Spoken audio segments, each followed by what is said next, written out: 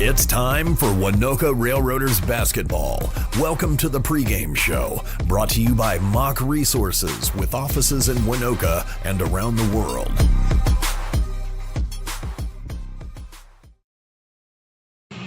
And good evening, everybody. Welcome to Medford, one of the nicest and newest gyms you'll find in all of northwestern Oklahoma. Kate Kennedy here with you tonight. Waynoka basketball back on the air, not alone tonight, thankfully. Good friend Cooper Johnson here as well. Cooper, it's been a while since we've seen you. Last time we saw you was still 2025, but it's good to finally have you back on, buddy. I appreciate it. Yeah, I'm glad to be back, and I'm excited. And it is a really nice gym. You were talking about it on the way here. It's a really nice gym, I'm excited to watch some basketball tonight. I mean, it should be two fun games here. Medford taking on Waynoka. Talked about it, a new gym, only 2 years old. It's just, as someone who grew up with the Medford tournament, Freedom played in it a lot, seeing the old gym go down, I mean, one of the sights that was always fun to see, the class of 1974 here in Medford had a giant cardinal that was drawn on the side of the gym. And I mean, it was just giant, nicely illustrated, looked like a Disney movie the way it was drawn.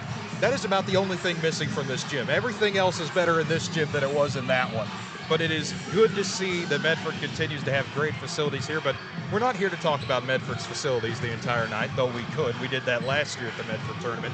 Waynoka coming into town to take on the Medford Cardinals and Lady Cardinals. Homecoming night here in Medford as well. We've already had those festivities, but this is a Medford team number 11 in Class B1. It'll be a tough challenge for the Lady Rails. Yeah, Waynoka, last time I watched them, they played pretty well, but that was against a team that's not as talented as this Medford team is, and it's gonna be a really tough challenge for Waynoka tonight, and I think they're up for the challenge. I think they are too. Looking at the notes here, this is a Waynoka team 7-11 on the season. They've had some battles with top competition. Took on Hillsdale Christian yesterday, actually. That was a game that was supposed to be played Tuesday, got rescheduled to yesterday. And a Hillsdale Christian team that you look at it and you go 49-29. That's a Hillsdale Christian team that's number 5 in Class B2. That's a team that more than likely is going to be playing at the newer Fairgrounds Coliseum this year. Can't say the Big House anymore, but they'll be on their way more than likely. And Hillsdale Christian had one of their worst shooting games of the season yesterday, so that was interesting to see Waynoka able to lock them down a bit. But Waynoka, I think the big thing that they have to hang their hat on over the last week or so was that win over Burlington last week. That was a 35-33 win over a ranked Burlington opponent that they beat Hillsdale Christian. They've had their battles off and on this season. So I think Waynoka is starting to hit their stride a bit at the right time. But this is a Medford team that they are going up against with 3 talented sisters, actually, identical triplets in Cadence, Kenna, and Cassidy Killian, who I was telling you a little bit earlier, Ben Buckland was talking to the superintendent of Medford and was telling me, relaying the story to me, and that if you were down there and if they didn't have jerseys on, if there was just normal street clothes, you wouldn't be able to know which one was which. Yeah, as I've caught a glimpse of them down there warming up, and they look like the same person. And I've never seen them play before, so I'm excited to watch them tonight and see how they do. I mean, they are 3 athletic. There was a 4th Killian, but she's graduated. The 3 Killians left are all juniors, but it does not help that they wear 20, 21, and 22. But it'll be an exciting night here. Medford with a record of 13-3. And talk about some of the teams that Medford's beaten. I mean, they have battled in just about every shape and form that you can imagine. Took on Burlington, beat them 65-34 at the beginning of the year, and also beat them 54-39 a few weeks ago. Played Dover early on in the season, beat them 59-27. Played Drummond, beat them 52-42. They have a 58-36 win over Hillsdale Christian. But recently they lost to Garber. Now that's a Class A Garber team, number 11 in Class A, so a bit up for Medford. Lost that game 71-44, and then lost to Lomega 79-52 in the Cherokee Strip Conference Championship game. This is a experienced Medford team, as mentioned, a talented team. They've already won a few tournaments this year. They had the Medford tournament here, the Coach Michael Thompson Memorial Invitational. They were able to get the win there. And then earlier on in the season, they went out to Pioneer Pleasantville and won the Mustang Stampede out there. So they're a talented team, and I'm excited to see what Waynoka and Medford put on tonight. Yeah, and as you were saying, really good wins, but they did lose to Garber 71-44. That's a pretty big loss. And so for Waynoka, you got to come into this game knowing, like, we can take them. We're going to take them to the brink of how hard they can play. And when it comes down to a close game, it could go either way. And I think Waynoka is going to come out ready to play and hopefully catch Medford by surprise. That's what happened last year when Medford came to Waynoka. It was a game that was back and forth the entire first half.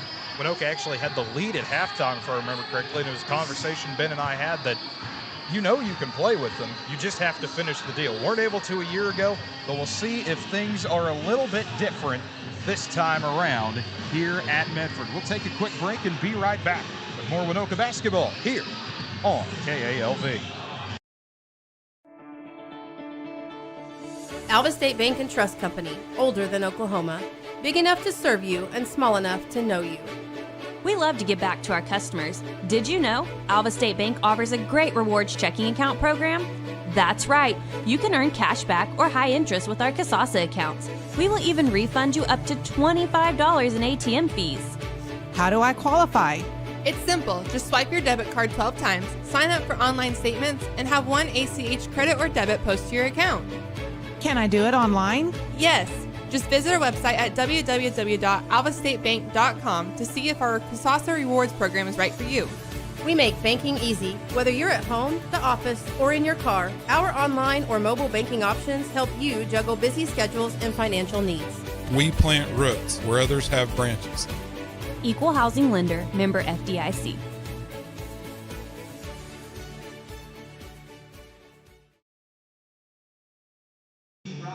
Welcome back to Medford. Waynoka and Medford just a moment away from getting underway, but first, we'll have the national anthem.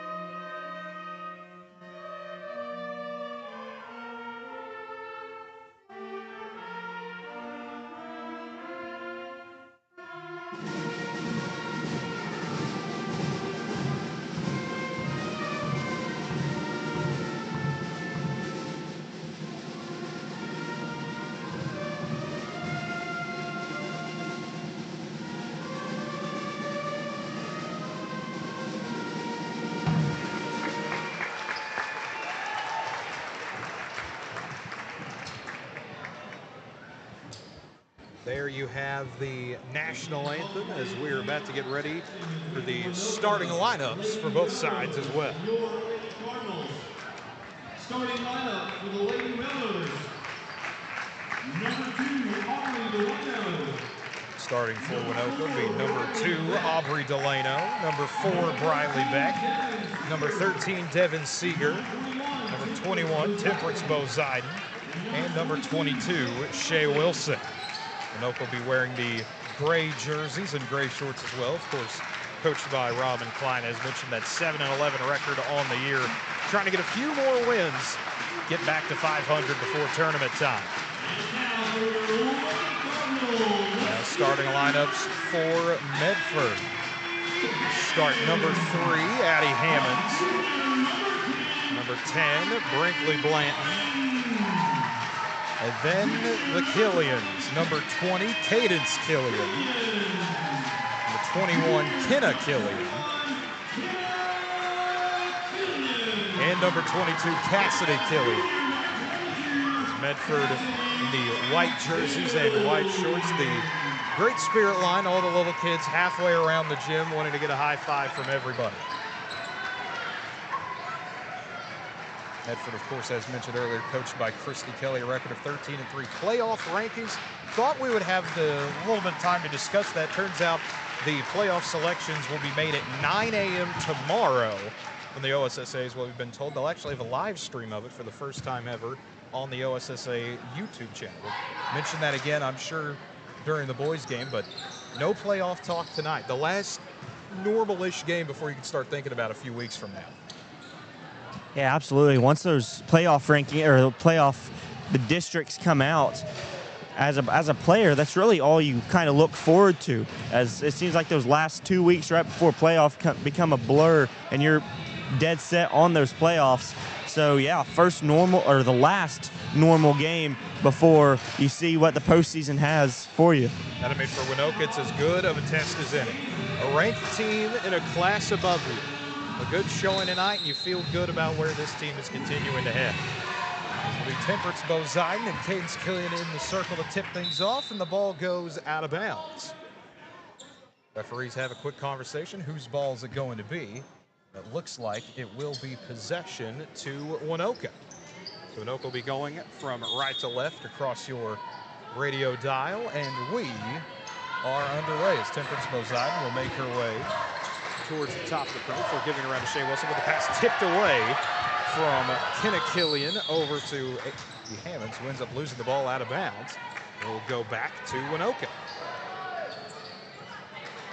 7:48 to go in quarter number one. Is Bozeiden able to get the inbound from Wilson, make her way in between the two circles with a bounce pass inside. Bradley Bank gives it out to Bozeiden for a right side triple, and she's able to knock that one down. And a good start for Temperance Bozeiden, exactly what Waynoka needed. Really nice job by Waynoka there, getting it to the high post, kicking it out to the open Bozeiden for three, and she knocks it down. Glenn able to give it back in the right corner.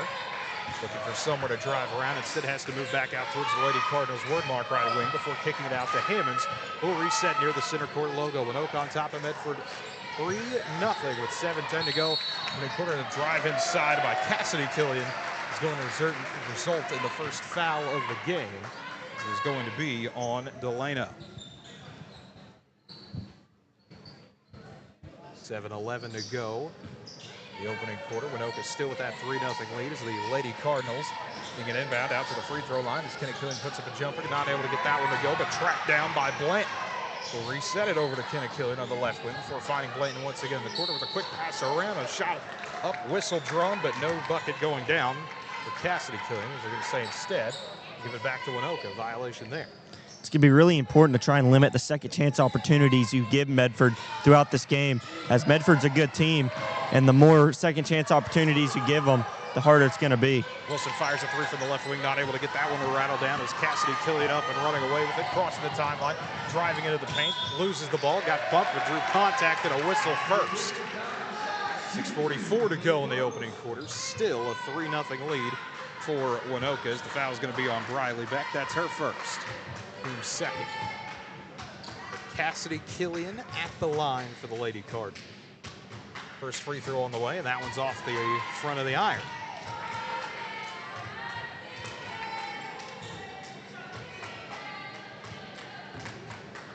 It's Killian, takes a couple dribbles. Recollects herself. Fires away free throw number two, and that one will roll in. First point of the game for Medford, and Medford immediately going back to a press as Wilson able to lob it over to Beck, who gives it back to Bozeiden, crossing the timeline. Bozeiden bumped, drifts over to her left, looking for somewhere to go, trying to find anyone open, gives it off to Delano, right wing, right back to Bozeiden, fakes over to Wilson, instead back to Delano, thought about a three right wing, inside to Bozeiden, kick back out to Delano once again, who will reset it over to Seeger in the corner with a bounce pass, tipped away, nearly stolen away. Kenna Killian thought she had a steal, but was stepping out of bounds. And one thing I was impressed there in that whole scenario was how easily Waynoka broke the press, and it's going to be really important as the game goes on how often they break the press and try and limit the turnovers that the press causes.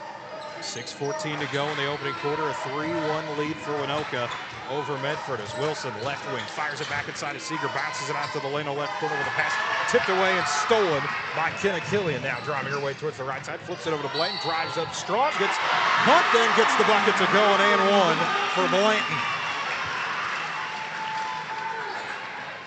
The third team foul already for Waynoka, and that's never something you want to see just 2 minutes into the game.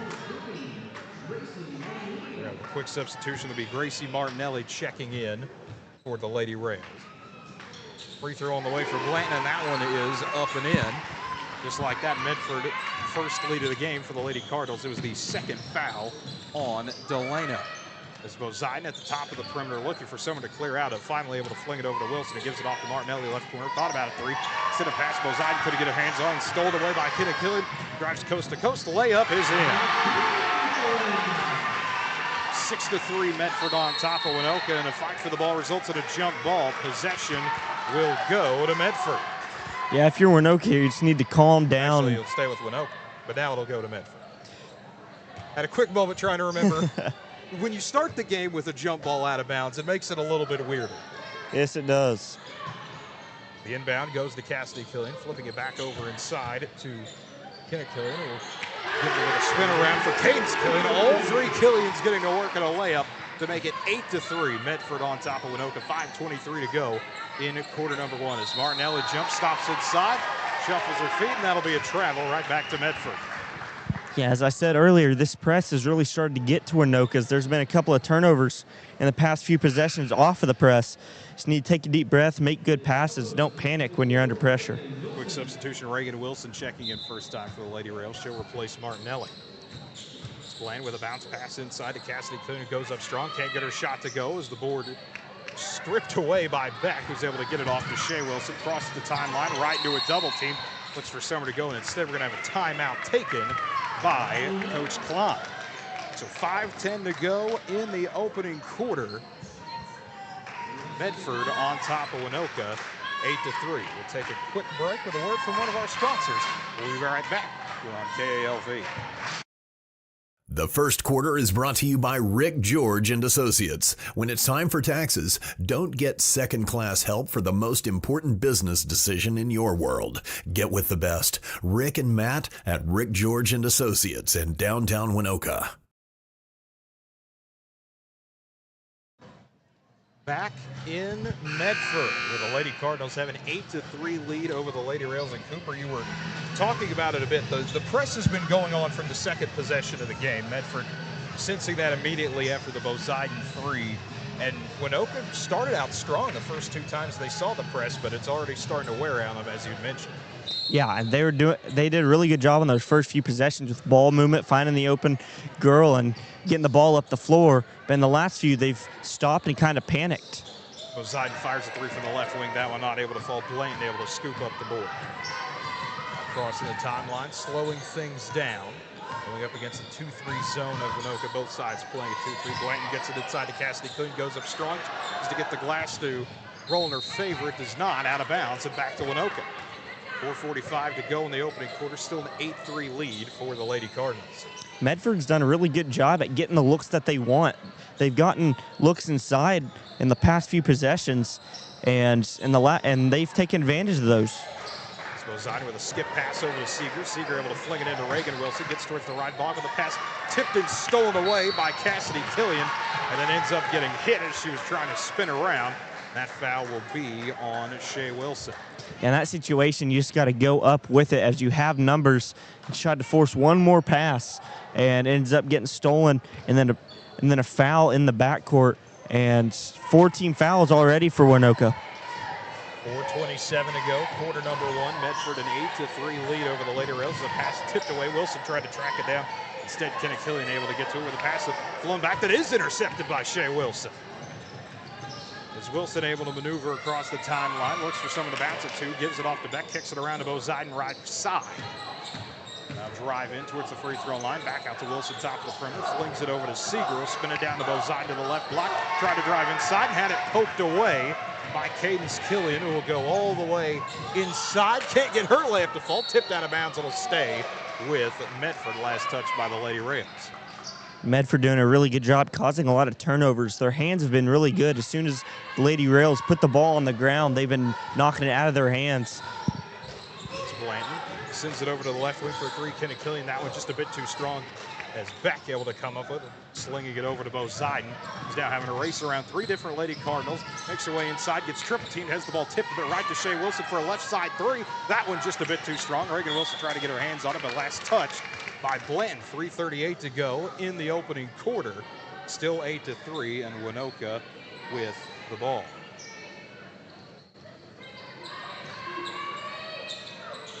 Inbound goes back to Bo Ziden, over to Wilson for a top of the key three, and that one just a bit too strong, but back into the hands of Beck. We'll send it over Shea Wilson's way once again before getting it off to Seeger in the right corner as that ball gets tipped all the way back across center court and eventually is picked up by Beck.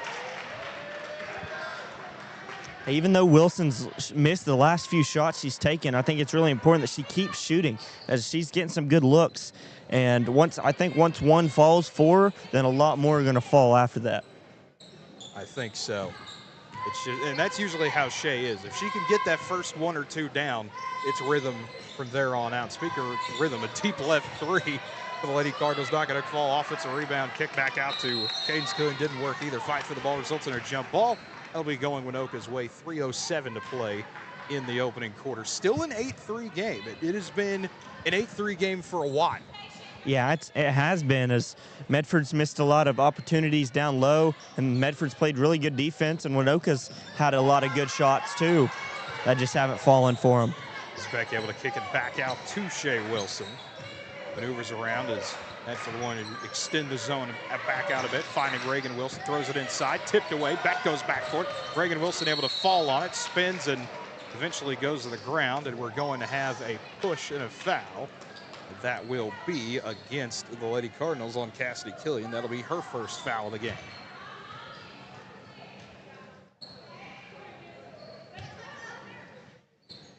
It's Wilson right in front of the Medford bench here in the sideline closest to us. Gives it over to Bo Ziden. Tries a shot from the free throw line. Rattles around. Couldn't go down. And out running away with it's Cassidy Killian. Killian makes her way towards the left block, has the ball poked out, retreats back towards the left wing, dumps it down to Blanton. Blanton tries to go up strong through the trees and is able to draw a foul. That's a really good breakout dribble by Killian. She took one step and ran through three Waynoka defenders, got all the way down to the corner. A nice pass in. It'll be the second foul on Shea Wilson. Blanton back at the line. Her first free throw clangs off to the side. It will stay at 8-3 at least for another moment, but Medford now already in the bonus for the final 2:30 of the opening quarter. Yeah, they're already at 5 team fouls. As you said, they're in the bonus. And in Class B basketball, it's really important that you stay out of foul trouble because for the majority, you don't have a whole lot of depth. So it's going to be important that the Lady Rails play smart here with the fouls. That's a good point that you mentioned there is Medford has not subbed yet so far tonight, as Waynoka able to make a few subs so far. Is Beck able to give it away to Seeger on the right wing. Spins a pass back that was deflected but picked up by Bo Ziden. Bo Ziden thought about teeing up a three, tries one from the right side. That one just a bit short. Tipped around and goes off into the hands of Kenna Killian. Bo Ziden trying to chase her down. Killian draws a bump, can't get her shot to go. Blanton able to fight for the ball, get it back amongst the threes. We're giving it back out to Cassidy Killian for a jumper inside. That'll make it 11-3. Medford on top of Waynoka. 1:58 to play the opening quarter as Gracie Martinelli has her pass intercepted by Cassidy Killian. Able to spin around and lay it up and in. Yeah, right now, Waynoka's just trying to force a little too much. Just find the open girl and just pass it and stay calm. As Martinelli harassed by Hammonds, looking for somewhere to go, ends up getting it nearly taken away. But first, the timeout going to be taken by Coach Klein. 1:39 to go in the opening quarter. And we'll take a break and be right back with more Waynoka basketball here on KALV. Holder Drug, your local pharmacy. Stop in and check out some of the new available items at Holder's, starting with our hanging scrolls and banners. Expecting a child soon? Holder Drug is the perfect place for your baby registry. Find more information by stopping by the store or visit us online at holderdrug.com. As always, free delivery with your medications and prescriptions, along with specials at the fountain. That's Holder Drug, located on the downtown square, right here in Alva.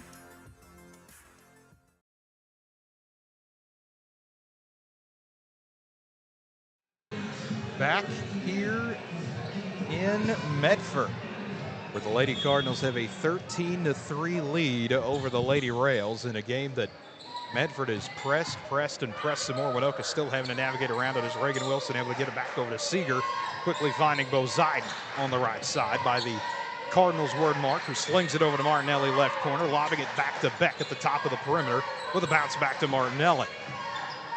There's somewhere to go, has the ball bobbled away, but all the way over to Seeger has to navigate through a double team to Martinelli. A little bit too hot for her to handle. Kinnikillian able to come up with it and fling it over for a long two that will not fall, but chased back out by Kinnikillian, who will reset it in between the two circles. 1:05 to play in the opening quarter. Still 13-3. Waynoka scored first, but it's been 13 straight for Medford. After that is a pass inside to Cassidy Kuhn, throws up a wild shot, couldn't get it to fall, fight for the ball, results in a jump ball. Possession error will stay with Medford. 54 seconds to play in quarter number one. It'll be Cadence Killian on the inbound from the right baseline, able to give it over to Cassidy Kuhn, gives it back inside to Cadence Killian, put up a shot, couldn't get it to go, and we've got a whistle and a foul. It'll be on Hammonds of Medford, and that'll be her first. Quick substitution as Delano checks back into the game for the Lady Rails. 48 seconds to go in the opening frame.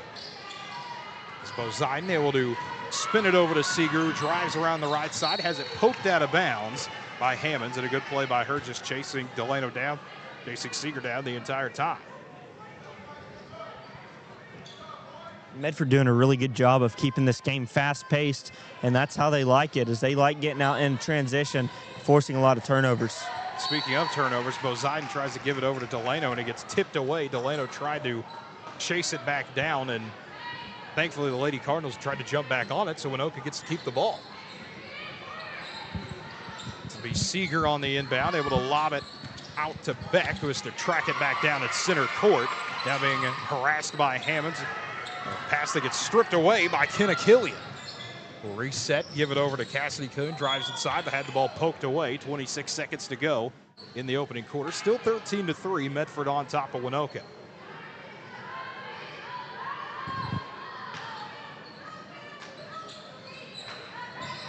It's Blanton on the inbound, able to fire it over to Kinnikillian for a three from the right side. Couldn't get it to go. Blanton right underneath the basket. Her shot won't fall. Fight for the ball again between Boziden and Cadence Killian. It'll be another jump ball back to Waynoka.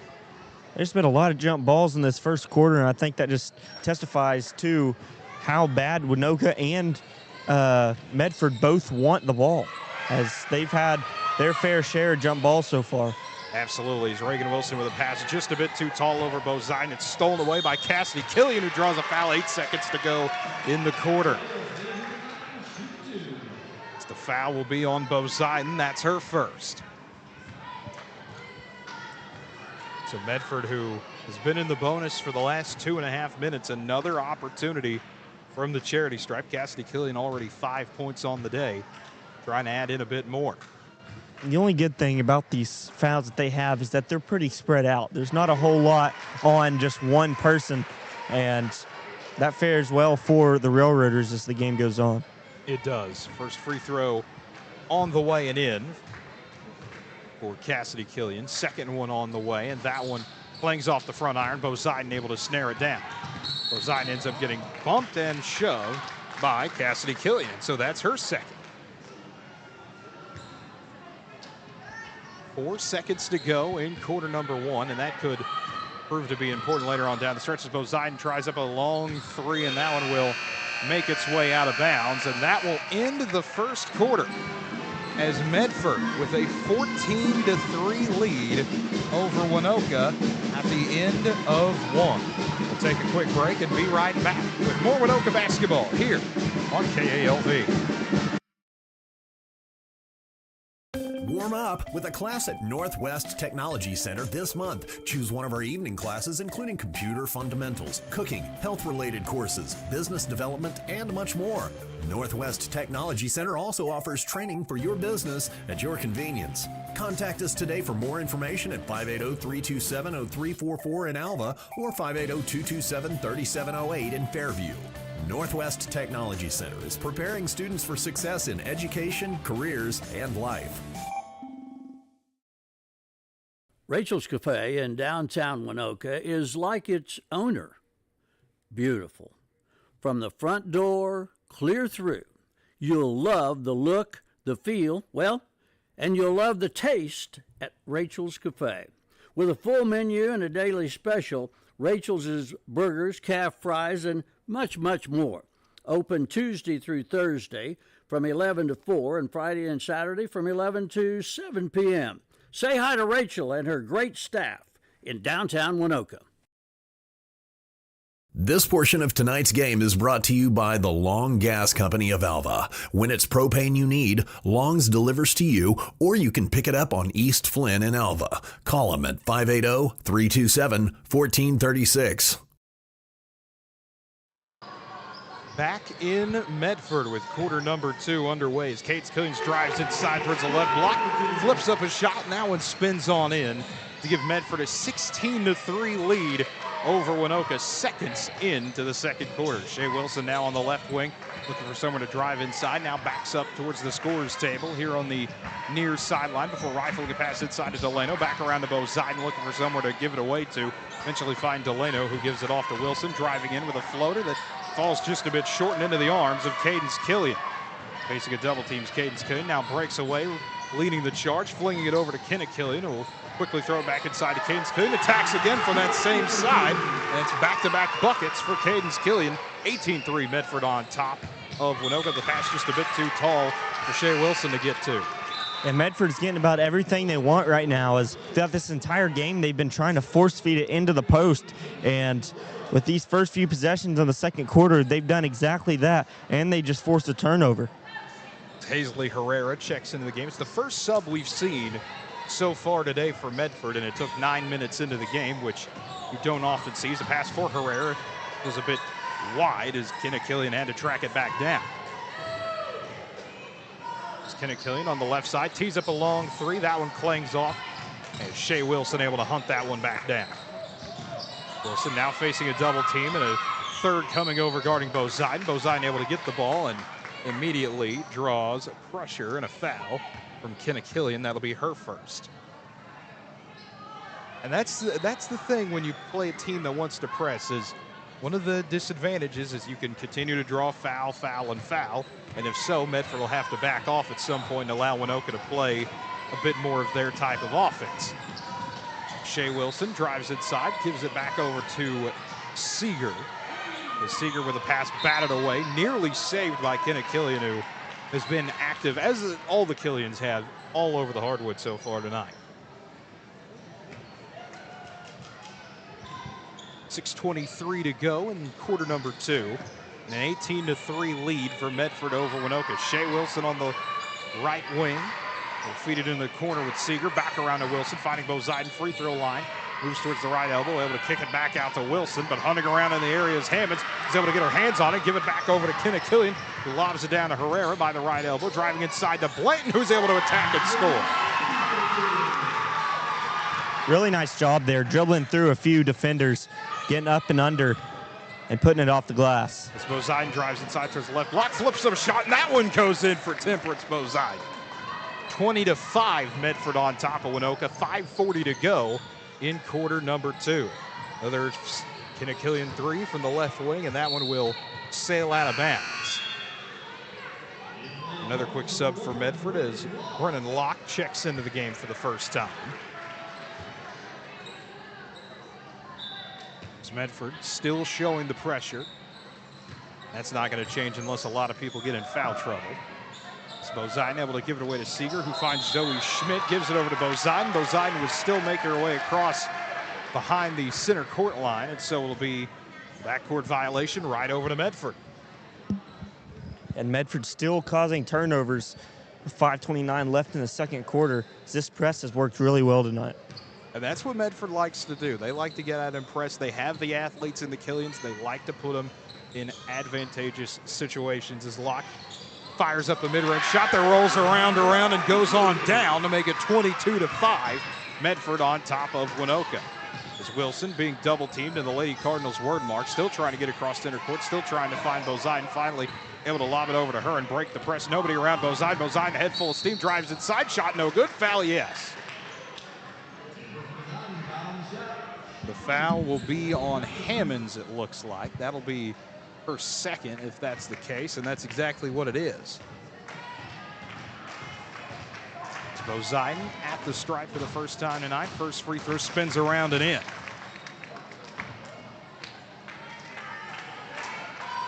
Five minutes to go in the second quarter. A substitution for Medford as Cadence Killian will check back in, and Briley Beck will return for the Lady Rails, replacing Schmidt.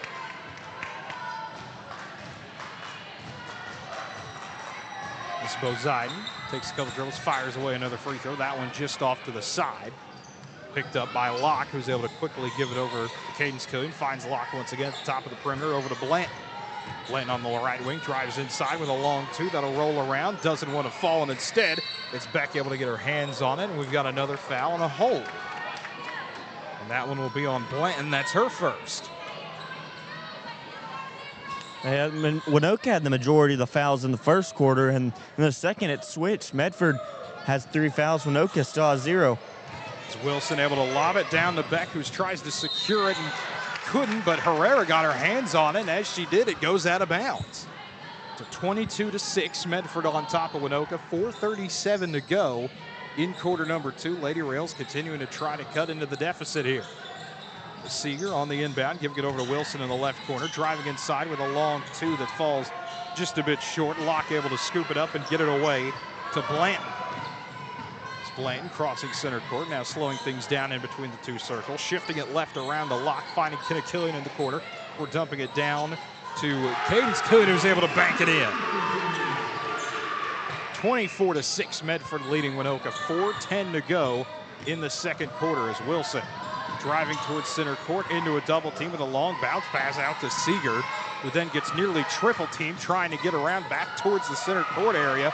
Medford sending a double team trying to get it around. Herrera pokes it off of Seeger, and Seeger ends up shoving her. Not intentionally, but just trying to play for the ball, and that'll be the first foul on Devin Seeger. And Medford doing a good job forcing Waynoka right now into spots you really don't want to be in. Right along the baseline, up against center court where you can't get the backcourt violation. It looks like we're going to have a timeout taken by Medford. 3:56 to go here in the second quarter. But, I mean, we've talked about it a lot because it's what Medford can do so well. That press still causing problems. Yeah, it's causing a lot of problems. And as you said, they were just right there in the corner of the baseline and the half-court line. A lot of people call that the coffin corner because you can't go anywhere, and especially if you have 2 Medford defenders trapping you in that corner. It's really hard to get out of there.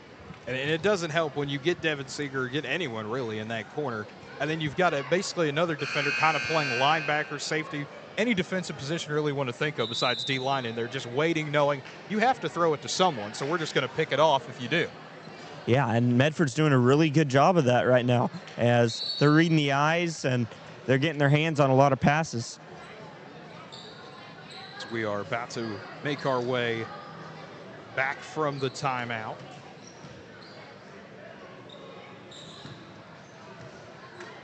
We are back to action. 3:50 to go in the first half and a 24-6 lead for Medford over Waynoka. As Kenna Killian able to spin it over to Locke towards the right block, spinning around, kicking it back out to Blanton, who will reset over to Herrera.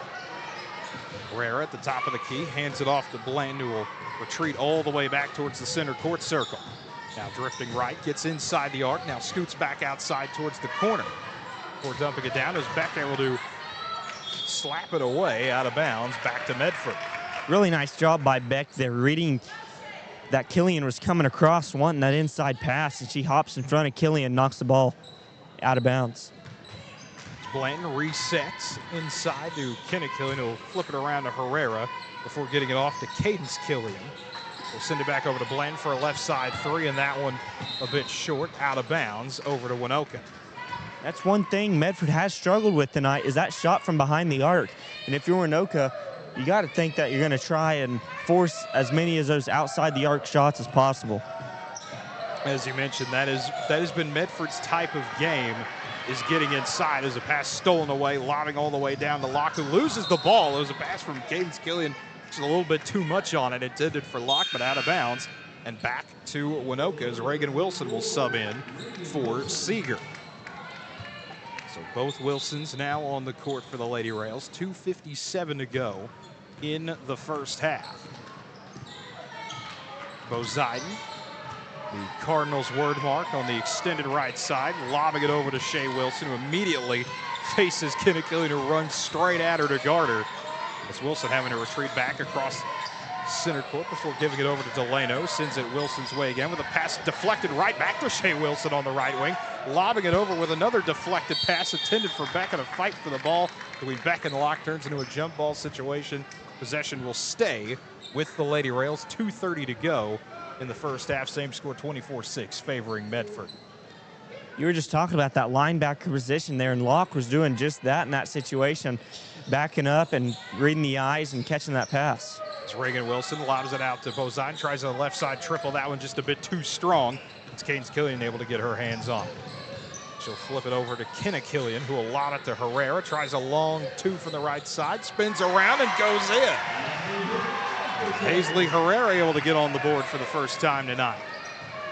26-6, Medford on top of Waynoka. 2 minutes to play in the first half as Bozaiden looking for a screen, able to finally drive by and draws a bump from Cadence Killian. So that'll be her first. Sub as Cassidy Killian checks in place of Cadence Killian. This is Bozaiden from the far sideline, able to inbound it safely to Reagan Wilson. We'll bounce it back off to Bozaiden, right wing. Will make her way in between the two circles. Now drives inside towards the left elbow, kicks out of Wilson, left side, triple for Shea Wilson to knock it down and get on the board. 26-9, Medford on top of Waynoka. 1:40 to go in the first half, and Shea Wilson able to get a steal on the other end, fires it to Bozaiden, picked off by Kenna Killian, gives it over, drawing a shot from Cassidy Killian, made the bucket, doesn't matter, it's a travel. Or never mind. Well, the ref says it's a travel, the other ref says it's an and one, and the ref on the sideline wins and says that's a travel. Yeah, one thing I'd like to point out was how well Shea Wilson did on that last play over here on the offensive end. As she missed those first few shots to begin the game, and she never lost confidence, takes another one and hits the three, and then down on the defensive end, forcing a turnover. We've got an offensive foul on the Lady Rails. It'll be on Delano. That's her third. They're going to get her with a arm bar, basically, trying to create some separation. That'll be the second team foul on Waynoka this entire quarter. 26-9, Medford leading the Lady Rails. 1:15 to go now in the first half. It's Cassidy Killian, lobs it inside to Blanton, just sneaking out right underneath the basket and able to lay it in. 28-9 now, Medford on top of Waynoka. 1 minute to play in the first half as Bozaiden goes around a Martinelli screen, now kicks it over to her on the right wing. Driving inside the arc, Martinelli, back around to Beck. Flipping it over to Bozaiden, thought about a three, gives it off Shea Wilson, left corner triple, that one clings off the back of the iron, but instead picked up by Beck, will give it back over to Martinelli for a long two, and that one will make its way out of bounds. 46 seconds to go in the first half, still 28-9, Medford leading Waynoka.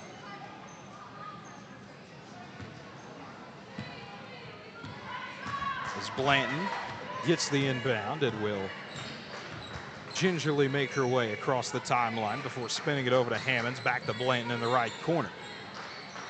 It's Blanton tiptoeing along the sideline. Reagan and Shea Wilson both applying pressure.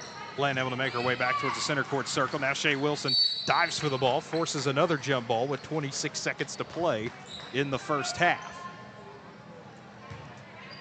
Jump ball will stay with Medford. Temperance Bozaiden gets subbed off for a moment. Seeger will check back in. Is Blanton able to give it over to Kenna Killian, who will slow things down, run down some clock, wait for someone to come guard her, and it looks like Waynoka is going to back off into the 2-3 zone, now extended out a bit. Quick pass over to Cassidy Killian from the left wing. drives inside, floats up a 2, creeps around, can't get the shot to go. Blanton tracked down the board and had it poked away at the end by Beck. So 5 seconds to play in the first half. Blanton will have the inbound here on the right baseline. Lobs it out to Cassidy Coon, who tried to throw up a shot, couldn't get it to go. Kick back around, Kinnickillian, mid-range jumper. That won't fall either, and that will take us to the end of the first half, where Medford has a 28-9 lead over Waynoka. We'll take a quick break, and we'll come back and get the tallies for the first half. You're listening and watching Waynoka basketball here on KALV.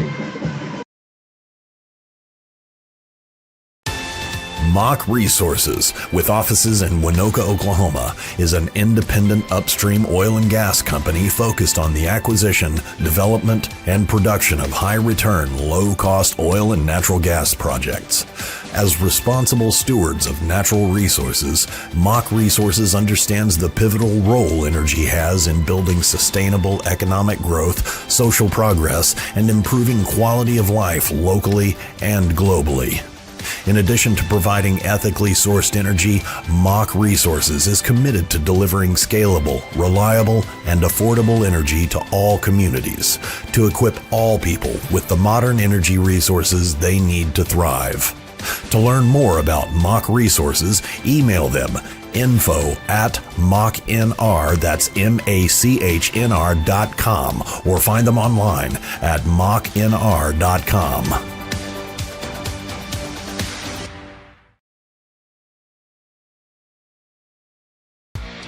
America's Oasis, a whole new world of off-road delight. America's Oasis, joining the north edge of the Little Sahara State Park just south of Waynoka, is open for business, and they invite you and your family to come stay and play. To explore all the possibilities, go to their website, americasoasis.com, and see the many ways you can come to Northwest Oklahoma and play in the sand. America's Oasis, an amazing concept. You have to experience it to believe it. Come visit America's Oasis, just south of Waynoka, the little city by the sand.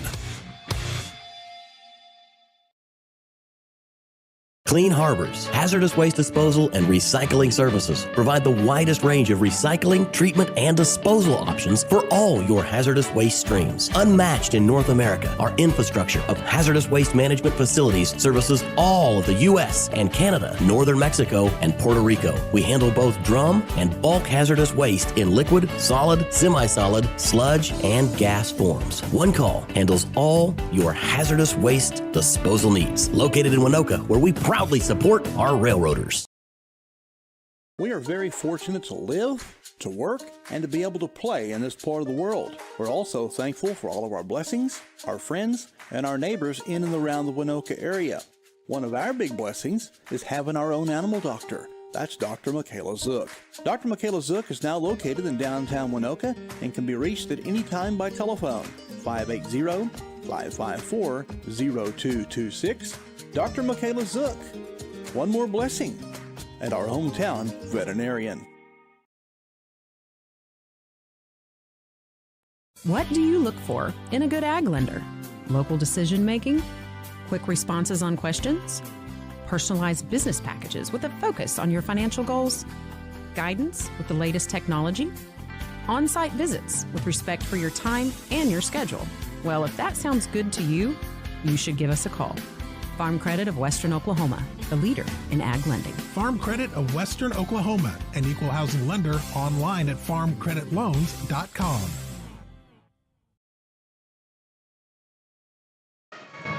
Back in Medford. The Medford band playing right now. They bring the band in, which is nice to see. Not every place has the live band that you can use during a high school basketball game. Football, you expect it. Basketball depends on the place, and it's good to see them out and playing.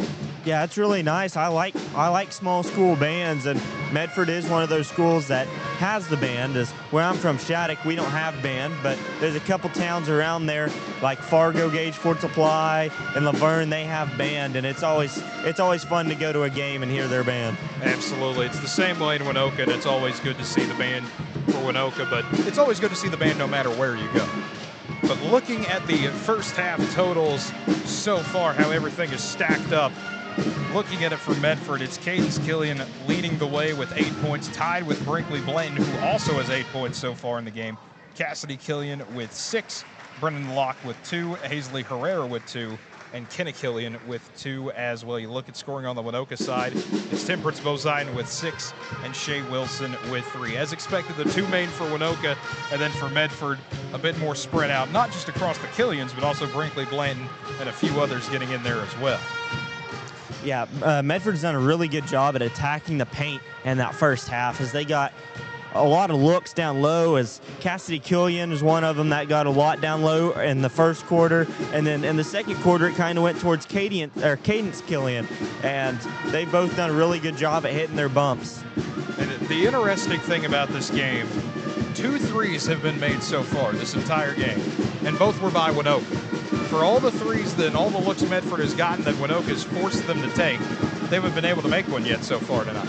Yeah, they haven't, and I think that's one of the main things with Waynoka coming out into the third quarter. I think they should try and force as many threes as possible, back off just a little bit around the perimeter, and try and make those entrance passes a lot harder, and that'll force Medford to start taking more threes. And once they start hitting a few, then maybe go out and guard them, but right now they haven't hit one, so let them shoot them. Absolutely. We'll see what happens. We'll come back with keys to the second half here after a quick few messages. You're listening to Waynoka Basketball here on KALV.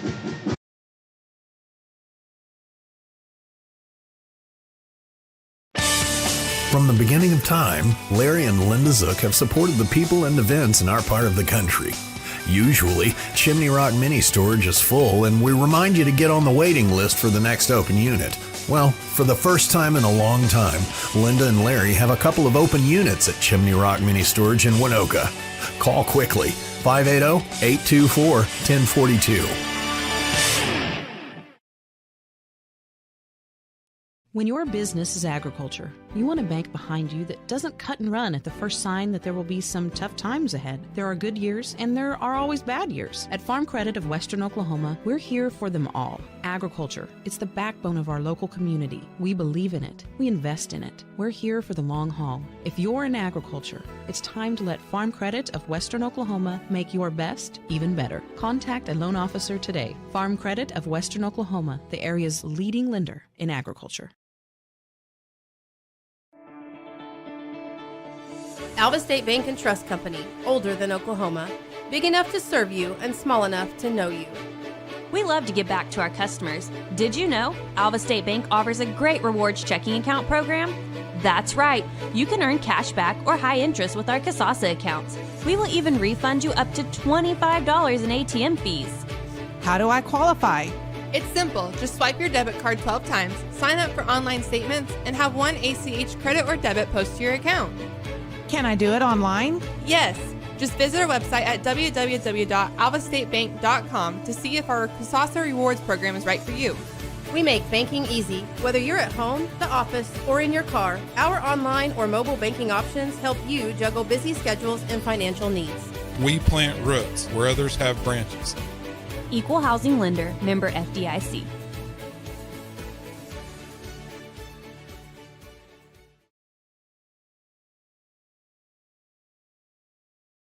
Welcome back to Medford, as we're about 2 minutes away until getting the second half underway. Kate Kennedy with you tonight alongside Cooper Johnson. And Cooper, glad to have you back, but big day, opening day of baseball for Northwestern. We talked about it a little bit. Obviously, you play for Northwestern. Glad to have you here today. There was some of the team, long drive to the suburbs of Denver, 8 hours away playing Colorado Christian, but Rangers able to get the win, so 1-0 on the season so far. Yeah, and one guy that really played great is Maury Goodfellow. He had a couple singles, and then he hit a grand slam late in the game as the Rangers were down most of the game. As they were down 2-1, they came back, tied it up 2-2. I think it was Chase Gordon hit a single to make it 2-2, and then in the bottom of the sixth, Colorado Christian scored 3, and so then it was 5-2, and they kind of started chipping away, and it was 6-5. Northwestern took the lead, and then Maury Goodfellow hit an absolute nuke to center field, and put them up 10 to 5, and I think the final score is 10-5, 10-6, something like that. And yeah, really good game for Northwestern as they play 2 tomorrow against them and then 1 on Sunday against Colorado Christian. So I'm excited to see how those 3 games end up. It'll be fun to see how the Rangers do. But back to action here in Medford. Looking at keys to the second half for Medford. I mean, the press is working. The offense is spread around. I think everything's going about as well as it can for Medford. On the Waynoka side, Temperance Bozide and Shea Wilson, they're the dynamic duo. If you can get a few other pieces working around them, I think that's usually the key to success if Waynoka's going to find a way to bounce back in this one. Absolutely. And I think right here you just got to worry about breaking the press and try and get the best shot possible if you're Waynoka. Absolutely. As we get underway, Shea Wilson, Waynoka now going from left to right across your radio dial. Able to bounce it over to Delano, who will spin it around with a pass that's tipped away by one of the Killians. Try to check the numbers. It looks like it's Kenna Killian. We'll drive it inside to Cassidy Killian, who lays it up and in to get the second half started. 7:30 to go in quarter number 3, and it's a 30-9 lead for Medford over Waynoka. Bozide making her way towards the top of the perimeter, drives left with the pass tipped out of bounds. Not tipped out of bounds, actually. Hammonds went over trying to tip at it, wasn't able to get a hand on it. Instead, it rolls out of bounds. Back to Medford. As the inbound goes to Kenna Killian.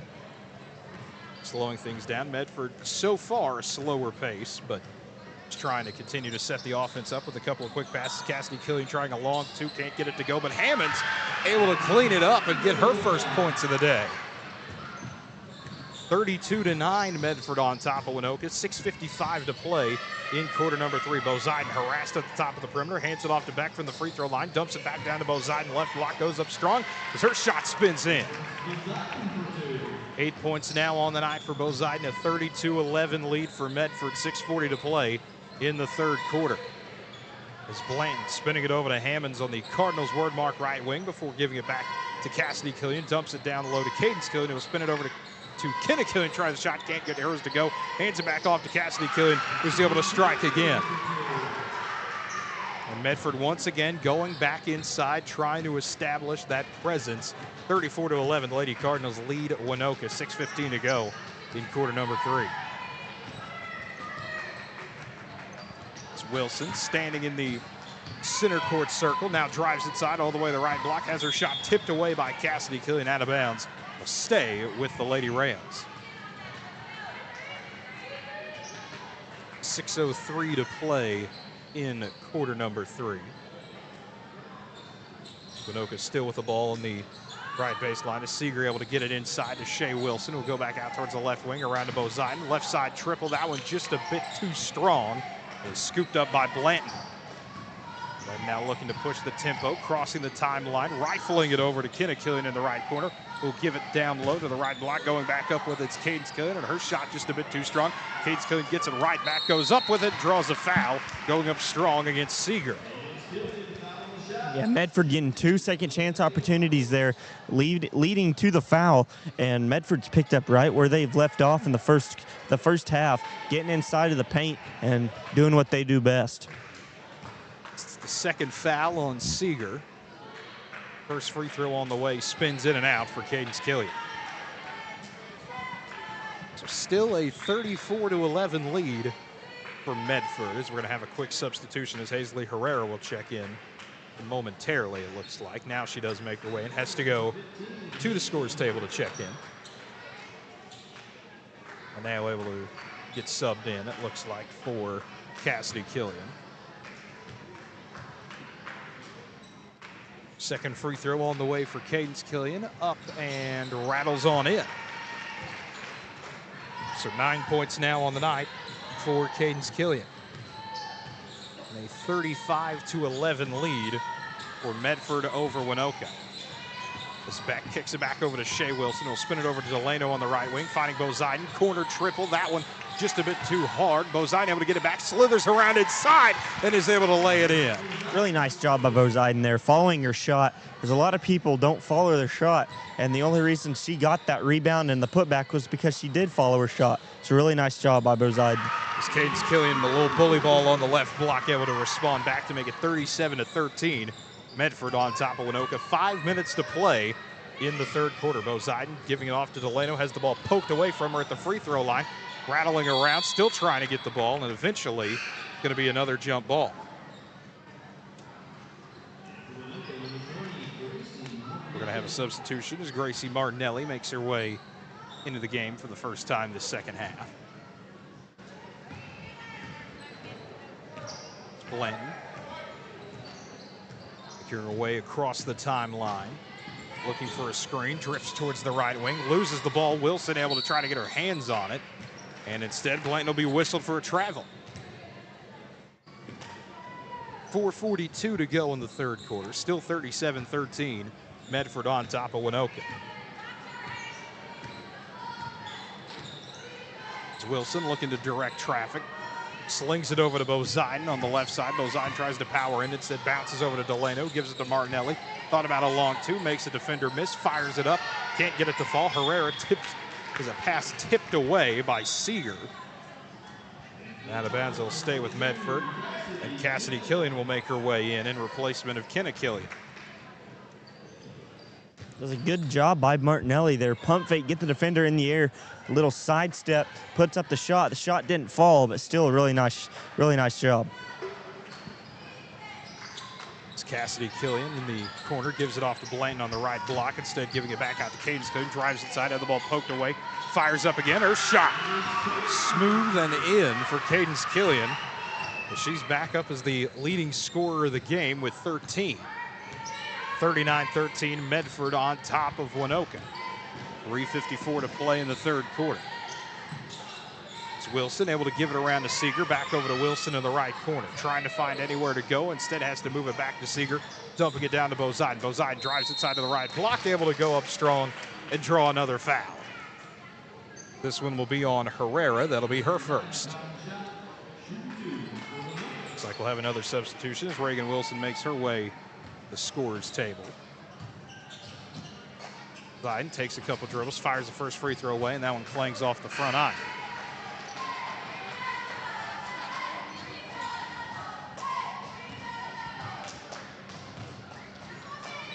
As Boziden fires away free throw number 2 and able to get that one in. As Reagan Wilson will sub in for Temperance Boziden. I wish I could have taken this headset off. Some people came by trying to sell us suckers. But unfortunately, it's hard to try to do that when you're calling a game. I guess I could have saved it for later, but that's on me. 39-14, Medford on top of Waynoka. 3:28 to go in the third quarter as Cadence Killian drives inside and is able to lay it up and in again. As Cadence Killian 7 points now in the quarter, 15-point night so far for her. 41-14, Medford on top of Waynoka. 3:14 to go in the third as Shea Wilson able to give it off to Reagan Wilson, who drives inside and falls down with it. As Cadence Killian just takes the ball up away from her. Reagan slow to get up. The long pass down to Blanton, spinning around for the right block, kicking it back out to Hammonds for a 3. That one will slide off and a putback for Cadence Killian. 43-14, Medford on top of Waynoka. 2:49 to go in quarter number 3. Shea Wilson able to slide it over to Seeger, gets it back to Wilson, instead tipped out of bounds by Cassidy Killian. And Medford's doing exactly what they want here in the second half, getting it down low. They're getting a lot of second chance opportunities and forcing a lot of turnovers. So Medford hasn't skipped a beat since the first half. No, they have not, as Reagan Wilson tried to drive inside, lost the ball. Cadence Killian rolling with it again, throws up a wild shot, but Hammond's able to save it back over to Blanton, getting it over to Cassidy Killian, who ends up traveling with it. As Brennan Locke will check into the game for Medford in replace of Hammonds. 2:26 to go in quarter number 3 and a 43-14 lead for Medford.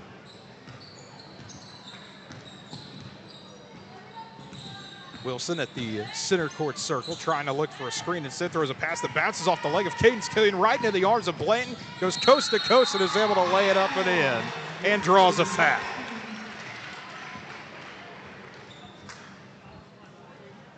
So the foul's going to be on Seeger, and that's her third.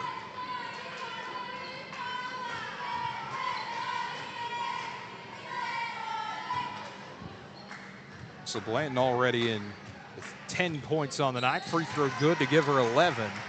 Is the third Lady Cardinal in double figures. 46-14 Medford extending the lead on Waynoka. 2 minutes to play in quarter number 3. Seeger on the left side, able to fling it over to Shea Wilson. Tries a three from the corner. That one rattles around, will not go down. Cadence Killian able to get her paws on it. Running in transition with a long bounce pass to Cassidy Killian. Goes up, can't get her shot to go. Ball rolls out of bounds. Will stay with Medford. It'll be Blanton on the inbound, and we are going to have a sub for the Lady Rails. Zoe Schmidt will check in place of Seeger.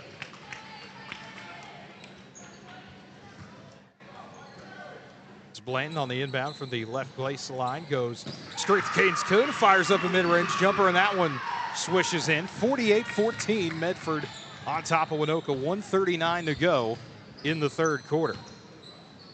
As Wilson hands it off to Martinelli. Martinelli tries a long floater that spins off, tipped by Herrera. Over to Cassidy Killian, who drives inside, and as she does, draws a foul.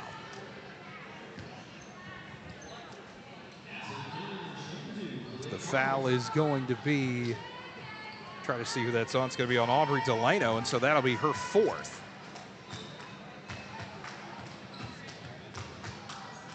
Looks like Beck is going to sub into the game back for her. First free throw for Cassidy Killian, off to the left.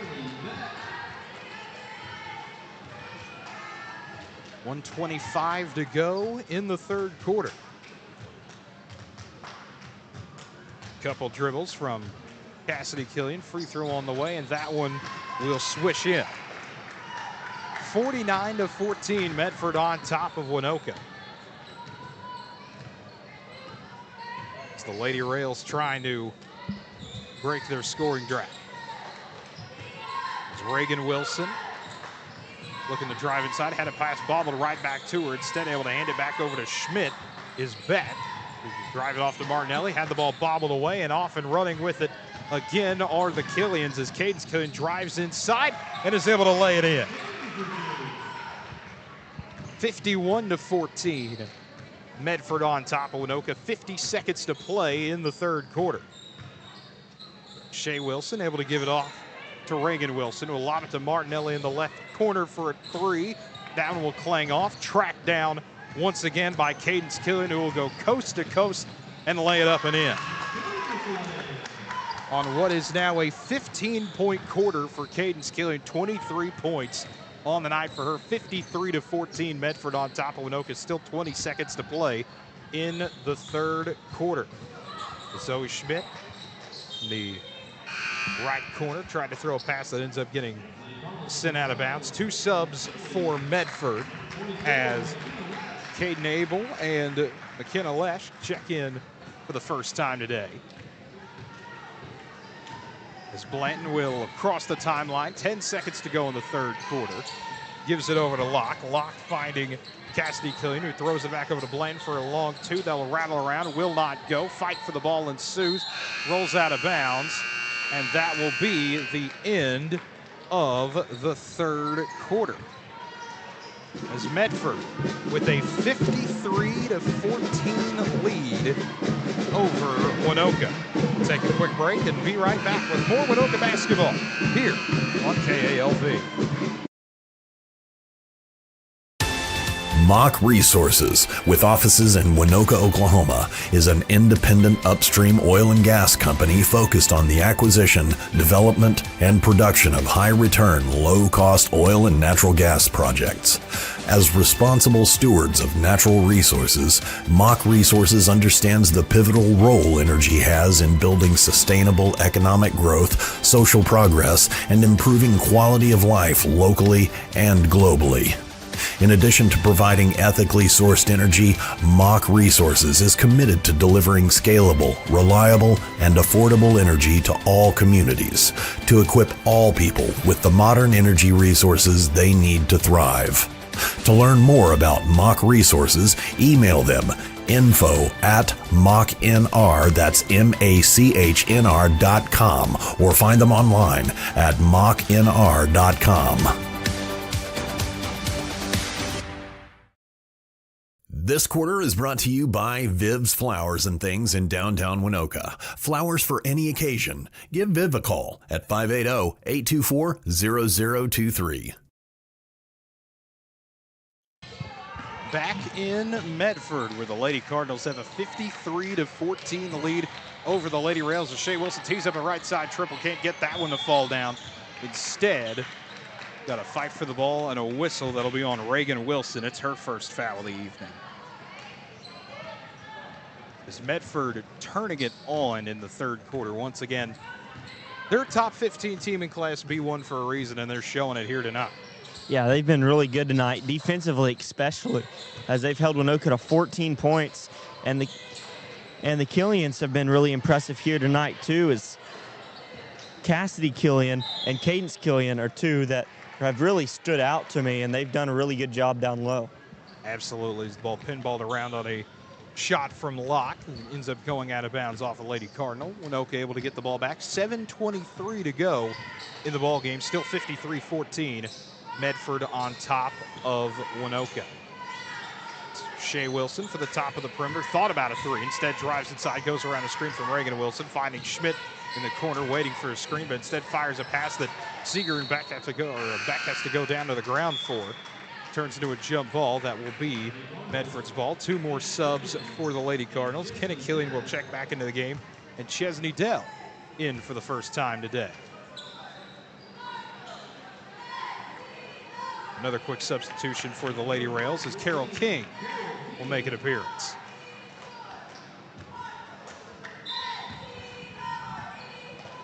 .7:05 to play in quarter number 4 in a 53-14 lead for the Lady Cardinals. As able to spin it over to Locke. Thought about a three from the left wing. Instead drives inside, opting for the mid-range jumper, and that one goes in. 55-14, Medford extending the lead once again. 6:40 to play in the ball game. Shea Wilson dumping it down low to the free throw line to Beck. Kicks out Martinelli for a long left side two. That one will not fall as Locke able to contain it. Faces a bit of pressure. Able to get it away to Lesh. Lesh able to give it back over to Locke, who will send it to Abel from the right side. For somewhere to go, bounces it down low, and it's picked up by Dell, who ends up losing it. Fight for the ball. Lady Rails able to come away with it. Beck able to get it off to Shea Wilson. Shea Wilson, head full of steam, drives inside and ends up drawing a foul with 6 minutes to go in the ball game. Really nice drive there by Wilson, attacking the basket, going up, drawing the contact. Can't get the shot to fall, but still a really nice drive. Shea with 3 points on the night so far. Trying to add to her total. First free throw up, and that one rattles in. 55-15, Medford leading Waynoka with another free throw on the way for Shea Wilson as that one's up and spins off to the right, picked up by Dell. Able to quickly get it away to Kenna Killian. She's able to get it down for a pass that ends up tipped away. Lesh was trying to throw it back inside, but instead, once again, great job by the Lady Rails on defense. Shea Wilson able to strut across the timeline before sending it over to Reagan Wilson, who takes her spot at the top of the perimeter. Back to Shea. Thought about a three right side. Instead goes to the free throw line. Ends up getting hit as she was about to try a shot. Foul is on Kenna Killian, her second.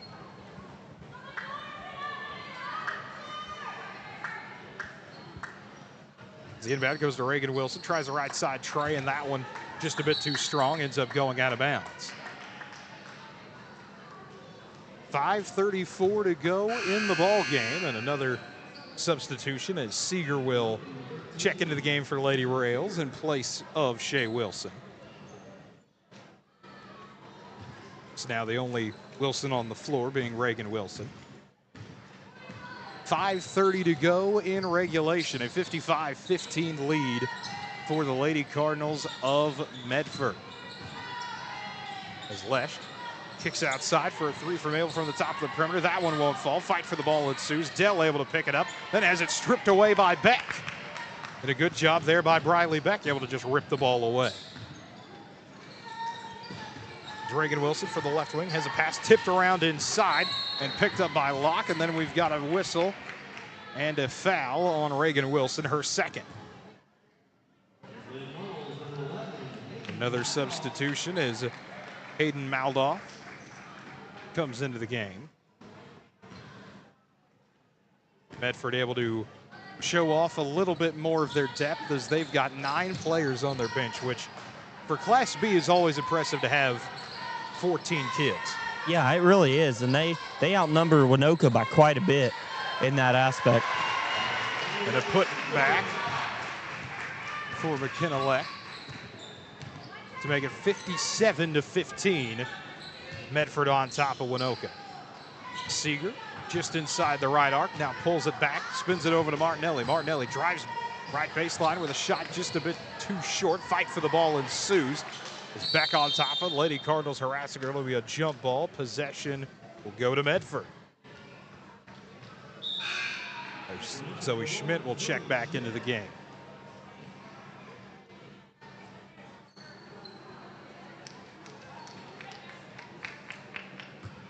.424 to go in regulation. As Medford a 57-15 lead over Waynoka as a pass tipped away, stolen by Martinelli, able to give it over to Seeger, who finds Martinelli once again crossing the timeline. We're rifling it over to Wilson, driving inside. Reagan Wilson with the long, almost floating hook shot look to it, but able to get it in. Yeah, that was really impressive, as not a lot of people can hit that shot. 57-17, Medford on top of Waynoka. Dell inside from the left block, kicks it back out over to Locke before finding Lesh. Lesh ends up getting hit by Seeger, and that'll be her 4th foul.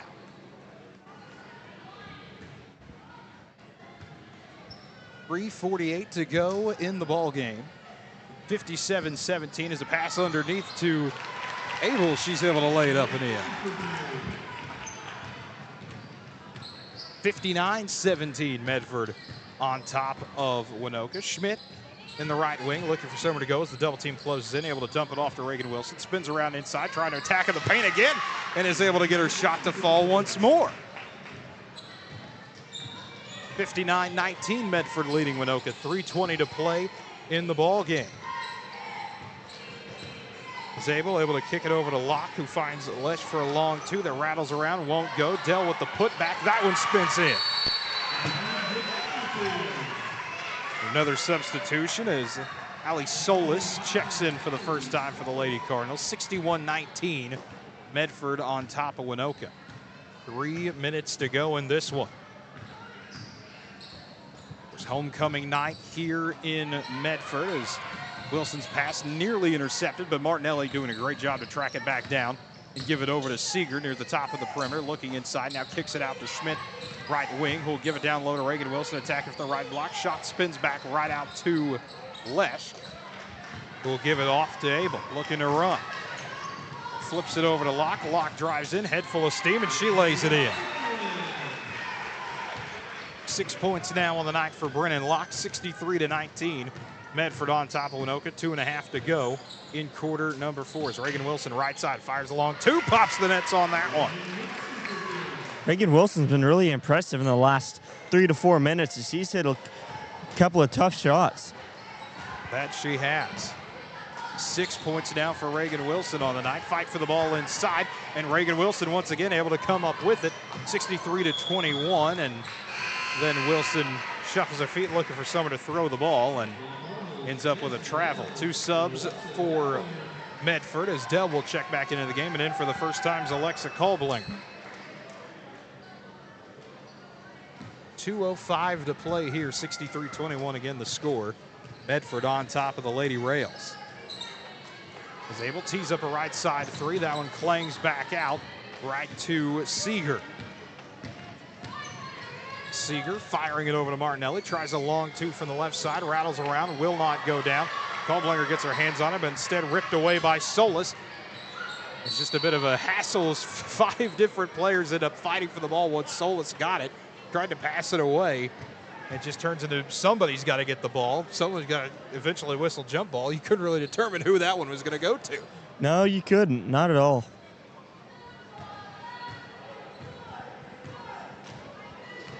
looks like they ended up giving a foul to Reagan Wilson there is actually what ended up happening. So that'll be her third.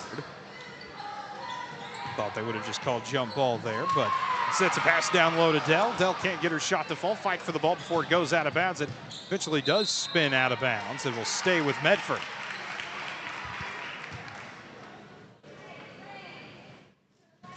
So 1:20 to go in the ball game here. 63-21. Medford still on top of Waynoka as the inbound goes to Kalblinger, and she fires up a shot and draws a trip to the free throw line. As the foul once again will be on Reagan Wilson, and that'll be her fourth.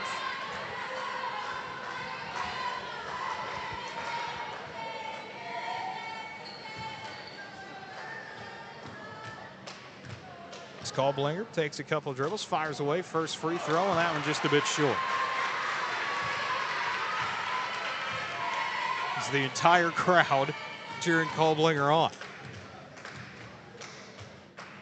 Second free throw on the way, just a bit too strong, but it gets stolen away. Kalblinger with a shot, fires away, can't get that one to go.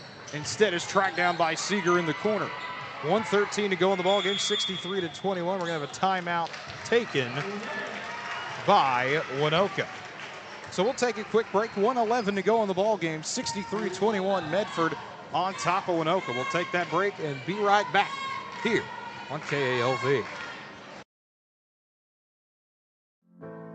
Holder Drug, your local pharmacy. Stop in and check out some of the new available items at Holder's, starting with our hanging scrolls and banners. Expecting a child soon? Holder Drug is the perfect place for your baby registry. Find more information by stopping by the store or visit us online at holderdrug.com. As always, free delivery with your medications and prescriptions, along with specials at the fountain. That's Holder Drug, located on the downtown square, right here in Alva. This quarter is brought to you in part by Chimney Rock Mini Storage on the south side of Waynoka. Larry and Linda Zook supporting all things in Northwest Oklahoma that make our community the best. Give them a call at 580-824-1042. Back in Medford. Lady Cardinals with a 63-21 lead on the Lady Rails. 1:11 to go in the ball game as Wilson able to check it back to Seeger. Will take over as the point guard here in the final minute, who hands it off to Wilson, who finds Schmidt in the right corner, bouncing it over to Martinelli on the right side, looking for someone to go with it, swinging it around to Seeger, quickly back over to Wilson, left wing, driving towards the free throw line, bounce past Martinelli, stopped, faked on it, drives back out for a long two, and that one just a bit too strong. Schmidt able to hunt it down instead, however, and get it back to Wilson, who slithers around the defense, fires up a two, can't get that one to go instead. Solis able to rip it away, out to Locke, who will go coast to coast and is able to lay it up and in. A quick sub as we'll have Hayden Maldoff back in the game. 65-21, Medford on top of Waynoka, 30 seconds to go in the ball game. Seeger in between the two circles, bounces it over to Wilson, who bobbles it momentarily and hands it off to Martinelli. 20 seconds to go now in the game. As Martinelli finds Seeger, goes overhead and out of bounds.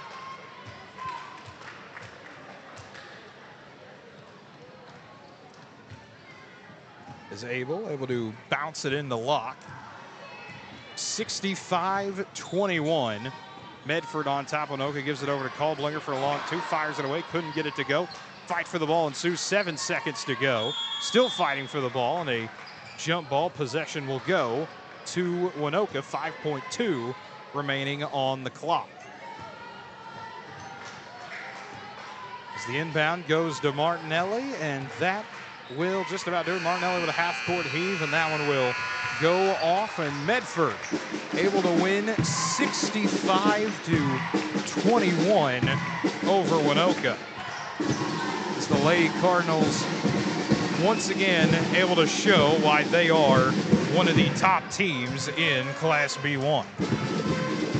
Yeah, Medford played a really good game tonight. Offensively, they did exactly what they wanted. They wanted to get the ball down low. They did exactly that. And defensively, they forced a lot of tough shots and forced a lot of turnovers. And when you pound the ball inside like they did and you force a lot of turnovers, that's a good recipe to win, and that's exactly what Medford did tonight. Yeah, well, I mean, just the Killians are as good as I remember them from last year. It's one of those where Medford, once again, from the jump, showing that athleticism, that talent they have. They'll be a tough out come playoff time. Yes, they 100% will be, as the Killian triplets, they were really impressive tonight, and everyone else on that team looked really good. And once they hit playoffs, I think they're gonna do a really good job. I think they will as well. But we've got another game coming up in over 9 minutes. We'll turn things over to the boys' side here in a bit, the Rails and the Cardinals. But first, we'll take a quick break and be right back here on KALV. Rachel's Cafe in downtown Waynoka is like its owner. Beautiful. From the front door, clear through. You'll love the look, the feel, and you'll love the taste at Rachel's Cafe.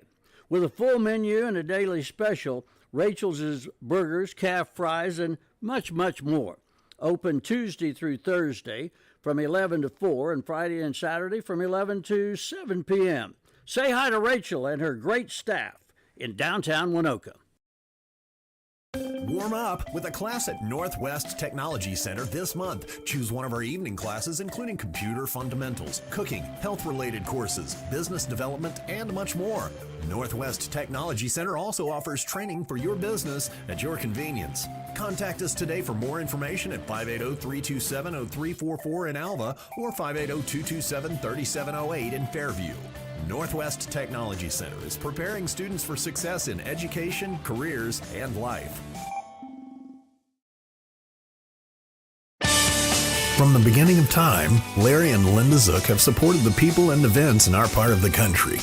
Usually, Chimney Rock Mini Storage is full, and we remind you to get on the waiting list for the next open unit. Well, for the first time in a long time, Linda and Larry have a couple of open units at Chimney Rock Mini Storage in Waynoka. Call quickly, 580-824-1042.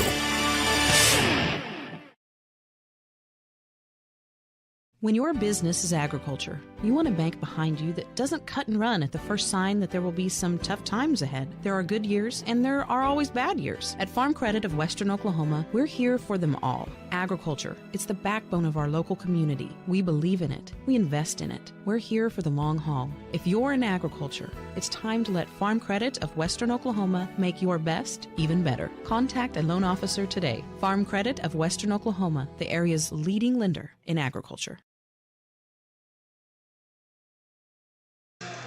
Back here in Medford as the Lady Cardinals get a 65-21 win over Waynoka. Looking at the final tallies in this one, starting with Medford, Cadence Killian finishing with 23 points on the evening, 11 from both Brinkley Blanton and Cassidy Killian, and then really just a hodgepodge of scoring really spread out for Medford. Brennan Locke with 8, Eddie Hammonds with 2, Caden Abel with 2, Paisley Herrera with 2, Kenny Killian with 2, McKinsley Leck with 2, and Chesney Dell with 2 as well. You look at scoring on the Waynoka side, 11 points for Temperance Boziden, 6 for Reagan Wilson, and then 4 for Shea Wilson is how this one ends up in the books.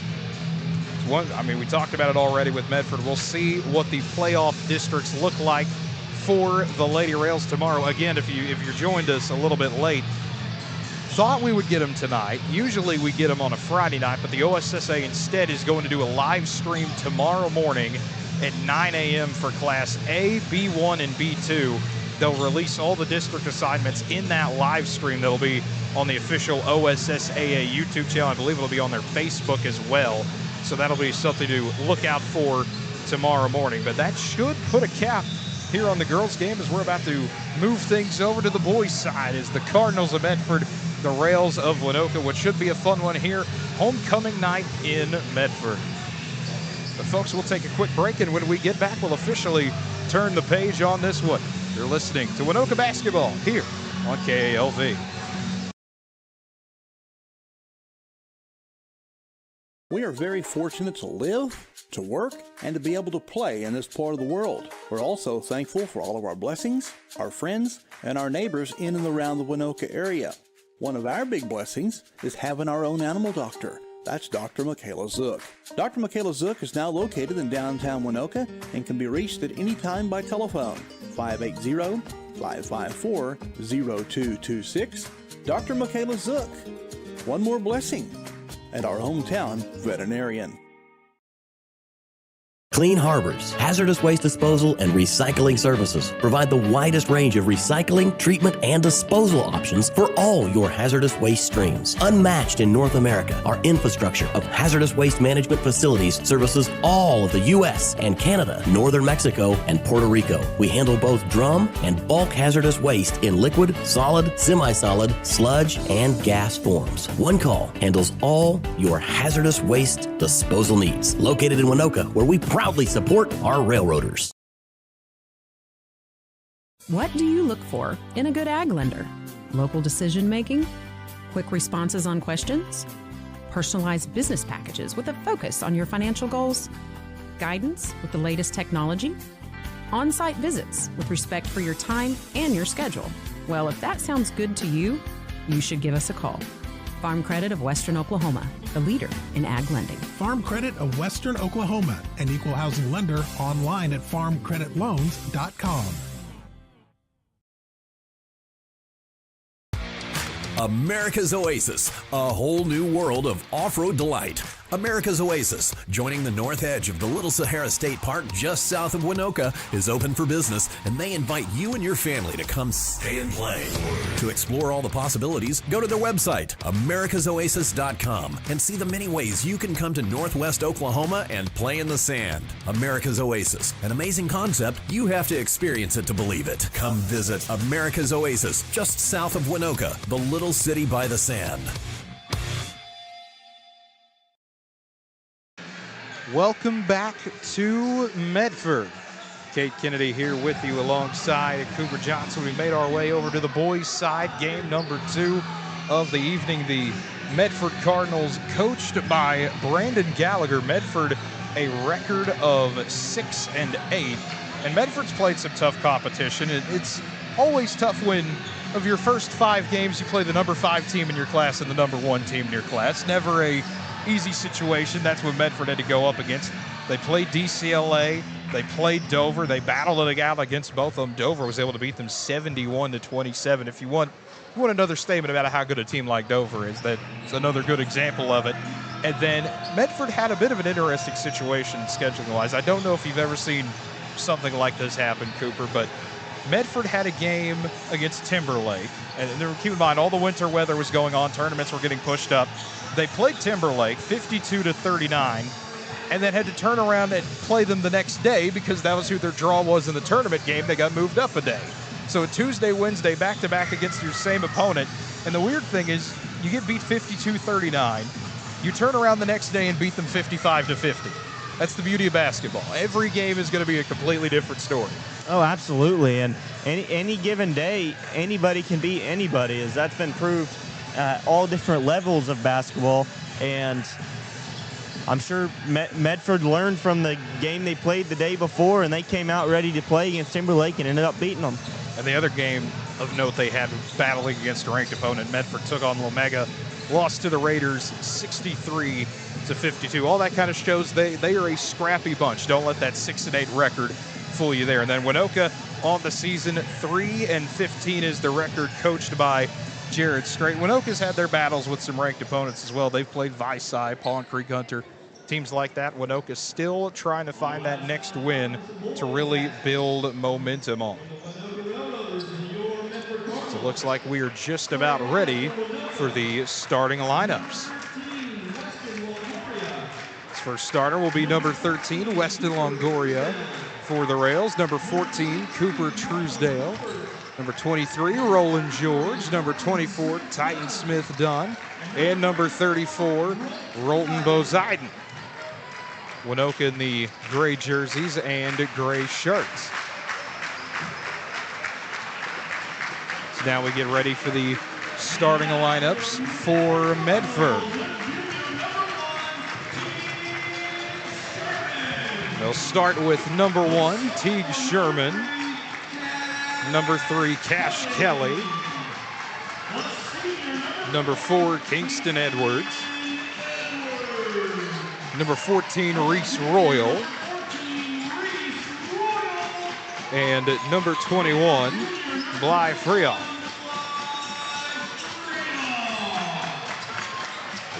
Medford in the solid white jerseys and shorts as well.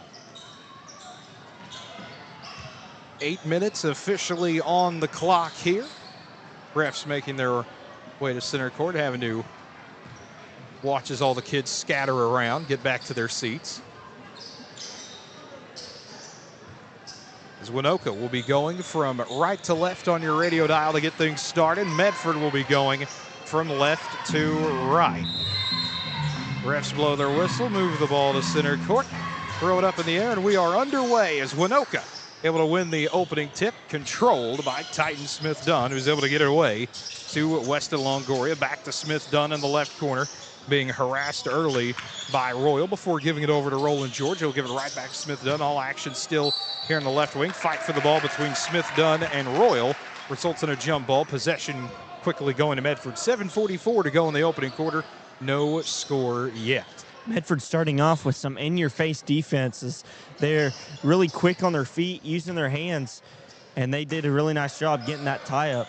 As Waynoka wanting to bring a bit of pressure early as Royal inside the arc has to flip it back over to Edwards. Edwards drives inside, tries to use the glass, can't get the friendly roll as Bozidon off and running with it. Had the ball poked away out of bounds, but it'll stay with the rails. It's a good job there by Sherman, able to try to knock it loose. It's Truesdale on the inbound of the near sideline in front of the scorer's table, able to get it away to Longoria. He tries to lob it over to Bozidon. Instead, it's tipped out of bounds by Kelly. 7:20 to go in the opening quarter. No score still yet.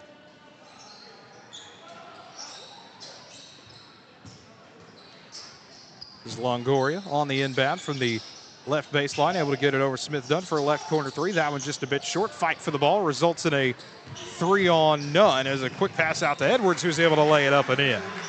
As Medford showing off a bit of the speed there. Two players just ready to go and run a route the second someone catches the ball. It's Truesdale looking for somewhere to operate. Lobs it over to Smith-Dunn. Tries to drive inside, ends up having the ball poked away from him. Long outlet back out to Edwards. They'll go coast to coast and lay it up and in again. 4-0 Medford on top of Waynoka. 6:45 to go in the opening quarter.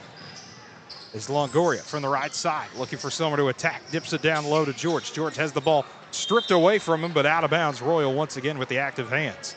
Medford been really aggressive here to start this game, forcing a lot of turnovers and getting out in the fast break, as there's been a couple 3-on-nones already to begin this game. And I mean, Medford showing that speed that they're able to possess as the inbound goes out to Smith-Dunn. Thought about a three from the left side, steps in, tries the long two, able to rattle it in. Titan Smith-Dunn getting the rails on the board. 4-2 Medford on top of Waynoka. 6:25 to go in the opening quarter. Waynoka wanting to show a bit of pressure once again. A quick pass from Kelly to Edwards, and he's able to lay it in once again. 6-2 Medford leading Waynoka as Longoria has the ball bounce out of bounds on him and then go back to Medford. Kingston Edwards so far all 6 points in the game for the Cardinals. They've all 6 have been on fast break layups. They have. Edwards again with the ball. Ref checking the scorer's table. Looked like we had an inadvertent whistle real quick and or maybe not. Maybe we're going to have a quick conversation about something.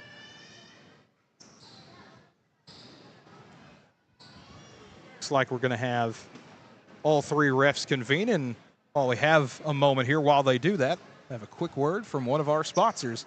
Be right back here on KALV. The first quarter is brought to you by Rick George and Associates. When it's time for taxes, don't get second-class help for the most important business decision in your world. Get with the best. Rick and Matt at Rick George and Associates in downtown Waynoka.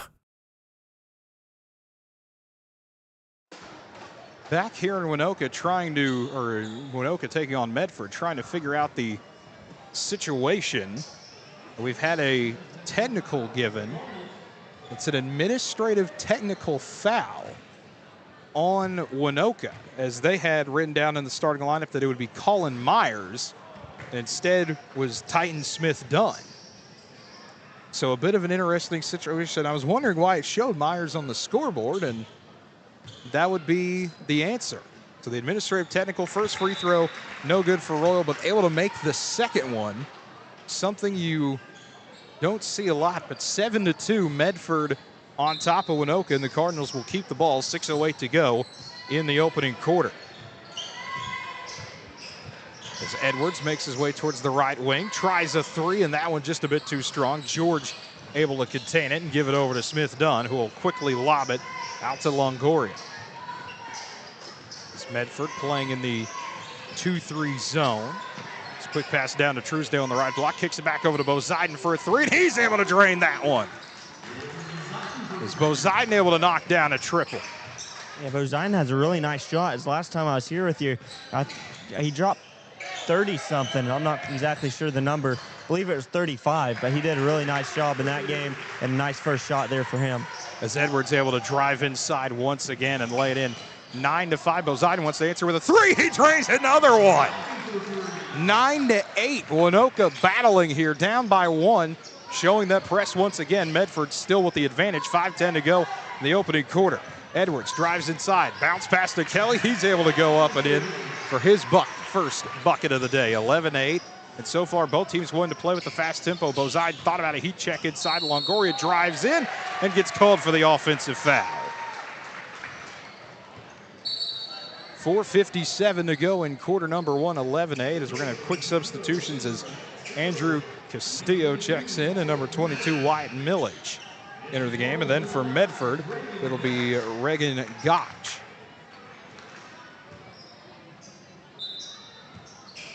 So Waynoka once again wanting to show the press, and that's been the style of Coach Strait, wanting to bring pressure, wanting to play up tempo as Edwards drives inside, kicks it out to Gosh, right side triple, that one a bit too strong, goes back into the arms of Freehoff, who went up strong with it, and as he did, he drew a foul from Bozeiden, who tried to swat it away.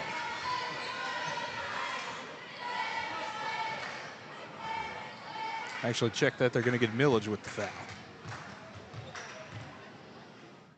First free throw on the way for Freehoff, and that one spins in and out. 11-8, still the score. Medford on top of Waynoka, nearing midway through the first quarter. Second free throw on the way, and that one is in.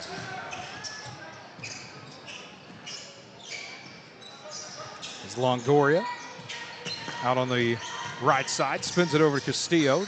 Thought about a three from the left wing. Instead, we'll send it over to Millage, back to Bozeiden, top of the perimeter, giving it back around to Castillo, still on the left wing. We'll lob it Longoria's way in the corner. We'll bounce it back out to the elbow where Bozeiden rolls now over to the right side. Truesdale thought about a three, side steps back over to Bozeiden. Heat check three for Bozeiden, and that one just a bit too much on it as Gotch waiting for it to fall underneath to him. Quickly out to Edwards. He thought about a left side triple, instead drives in for the long mid-range two. Can't get that one to fall. Longoria off and racing with it. It's Longoria looking to thread through defenders, instead falls to the ground, ball running around. Gotch able to get it back out to Royal. Royal on the right wing. Thought about stopping and firing up a three, instead gets it off to Freehoff, attacks inside, try to use some glass, couldn't get it to go. Back out to Millage, finding Castillo. 3:50 to go in the opening quarter, 12-8. Waynoka trailing by 4, fight for the ball, rolled out of bounds, last touch by Royal, and it'll stay Waynoka's ball. So a bit of a different change of pace from what we've seen in the girls' game, where Medford had that pressure and then was able to slow things down in the second half. We're back to the high-octane up-tempo that both these teams are okay with playing. Yeah, both teams have been running up and down the floor trying to get into fast break opportunities. Smith Dunn and Colin Myers able to check in for the rail. Smith Dunn with a left side three. That one just a bit too strong. Bozeiden goes back up for the putback. Shot won't fall. Instead, it's Gotch with a long outlet to Royal, who's able to lay it up and in. 14-8, Medford leading Waynoka, 3:20 to go in the opening quarter. As Myers looking for somewhere to dump it off to, finds Longoria. He'll check a three from the right side, and he got it in. 3 threes as a team for Waynoka, and they're down 14-11 with 3 minutes to go in the opening quarter here against Medford. Medford has not made a three yet in this game. As Kelly drives inside, gets it into Winter, and Winter drawing a trip to the line. So the foul is going to be on Myers. It'll be his first.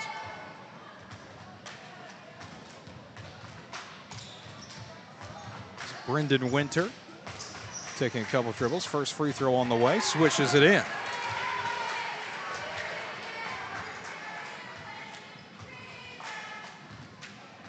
(15-11), Medford leading Waynoka. Second free throw on the way from Winter, and that one pure as well.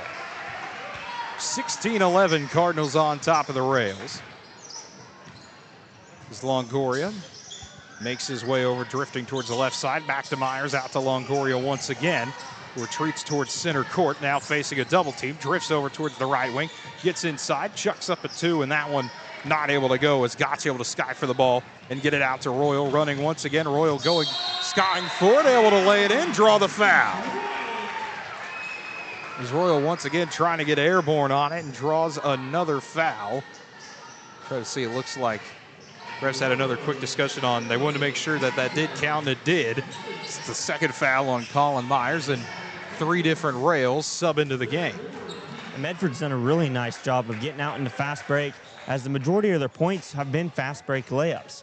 And if Medford keeps doing this, then they're going to have a lot of success tonight. They are. Quick substitution for the Cardinals as Lyric Horn subs into the game. Free throw on the way for Royal. Not able to get that one to go as Bozidin able to get it.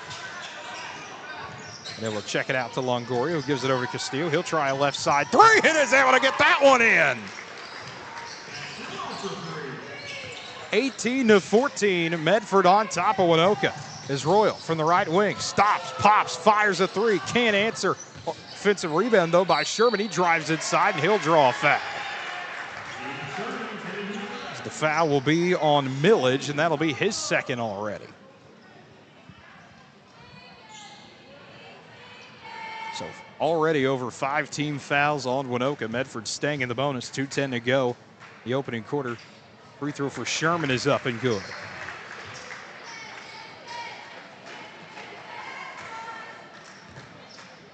Sherman trying to complete the pair, takes a couple dribbles, fires away free throw number 2. That one goes off the back iron. Bozidin tried to take it back down. Instead, Horn able to get it back to Sherman, who quickly gives it away to Gotch. As Gotch dumping it down low to Winter, attacks inside, banks it in. 21-14, Medford leading Waynoka, 1:50 to go in quarter number 1. As Longoria skies a pass over to Truesdale, gives it back off to Longoria, nearly dribbled it off his leg, did a good job avoiding that, handing it off to Castillo left wing. For the tip pass over to Truesdale, top of the key three. That one goes off the front of the rim, scatters around, fight for the ball, and another whistle, another foul. This one will be on Castillo, his first. So it'll be free throws once again for Medford. This is something we kind of saw in the girls' game too, is Waynoka get a lot of fouls in the first quarter, and they're also kind of spread out. There's 2 on 1, as I can see right now, and there's 1 on a few others. And so hopefully they can keep the foul numbers low so they don't get in foul trouble later into the game. And Medford doing a good job staying out of foul trouble right now with a perfect 0 fouls through 6.5 minutes. Yeah, when you have 0 fouls through 6.5 minutes, you don't really have much complaints on the defensive side. No, you don't. We're going to have 2 substitutions for the Rails as Titan Smith-Dunn and Roland George make their way back onto the hardwood.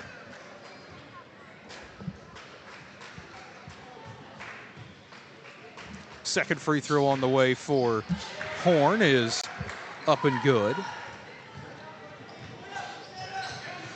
It's Castillo crossing, or check that, Longoria crossing the timeline. Going around a screen from George over to Smith-Dunn, back to Longoria. He'll try a 3 from the left side. That one just a bit too strong. An outlet out to Sherman as he'll go coast to coast and lay it up and in. And again, that's what Medford's been succeeding at. Once someone gets a rebound, they know exactly where their teammates are going, can just lob it out to them. 24-14, Medford on top of Waynoka. 1 minute to go in the opening quarter. Smith-Dunn in the left wing, trying to drive out, ends up bobbling the ball, goes out of bounds, and back to Medford.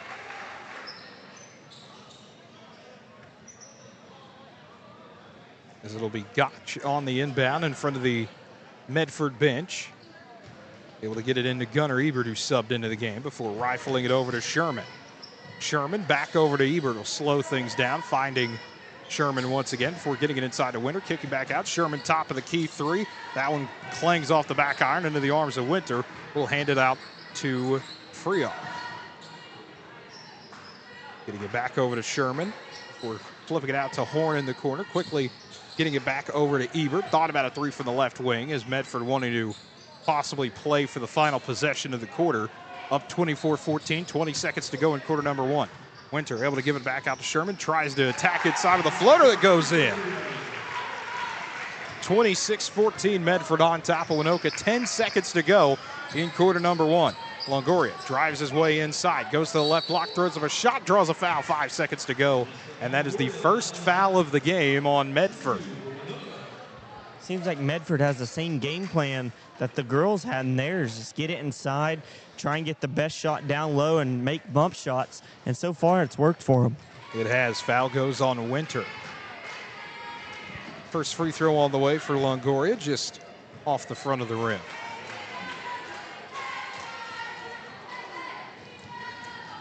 Five seconds to go in the first quarter, 26-14. Medford on top of Waynoka. Second free throw on the way for Longoria. That one rattles around, not able to get it. Winter hands it off to Gotch. Gotch, 2 seconds to go in the first quarter, fires up a three, and that one goes in. Gotch able to beat the buzzer and make it 29-14 at the end of quarter number one. Medford finally getting a three right at the end of the quarter. So we'll take a quick break and be right back with more Waynoka basketball here on KALV.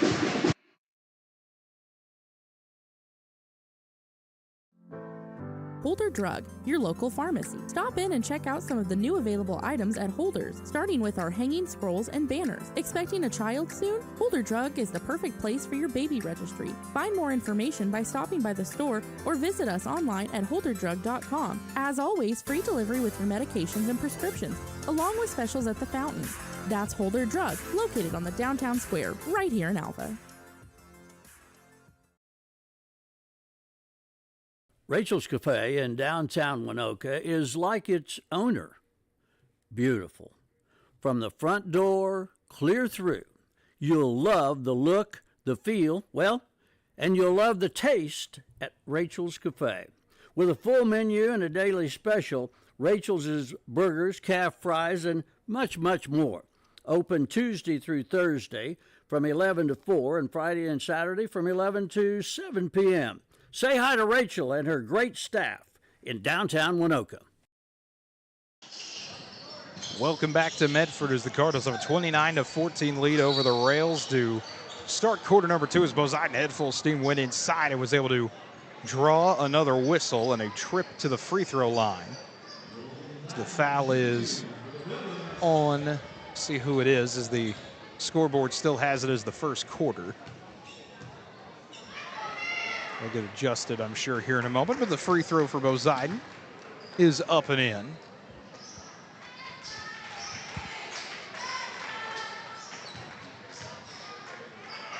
Second free throw on the way for Bozeman, and that one will creep its way over. This foul is going to be on Freoff, his first. It's Waynoka back in the press, 29-16 Medford on top of Waynoka. As a quick pass out to Sherman. The left side will give it off to Freoff. Freoff drives inside with a floater that creeps over the rim and in. 31-16, Medford on top of Waynoka as Bozeman wants to try another three from the right wing. Can't get that one to fall. Fight for the ball. Quickly goes back to the Cardinals as Kelly able to get it back to Edwards. Tries to drive inside. Couldn't get the layup to go. Instead, it's a lob out from Truesdale over to Leiden Homertime, who came in for the first time today. Homertime drives inside and gets whistled for the travel. 7:15 to go in the first half, still 31-16 Medford on top of Waynoka. It's Freoff able to swing it to Edwards, quickly getting it away to Royal. Royal able to break through the press over to Sherman, back to Royal, drives inside, gets bumped in, another bucket for Reese Royal. As the foul is on Longoria, it's his second. Medford is finding each and every way possible to get into fast break and getting the transition offense, and it's worked really well for them as they're up 17 right now, and they've caused Waynoka to foul a lot, and they've gotten a lot of easy bumps. Free throw no good. Put back attempt, though, however, by Kelly. Wasn't able to get it, but tracks down his own miss. 2 offensive rebounds in 1 possession by Kelly as Edwards now drives inside of the free throw line.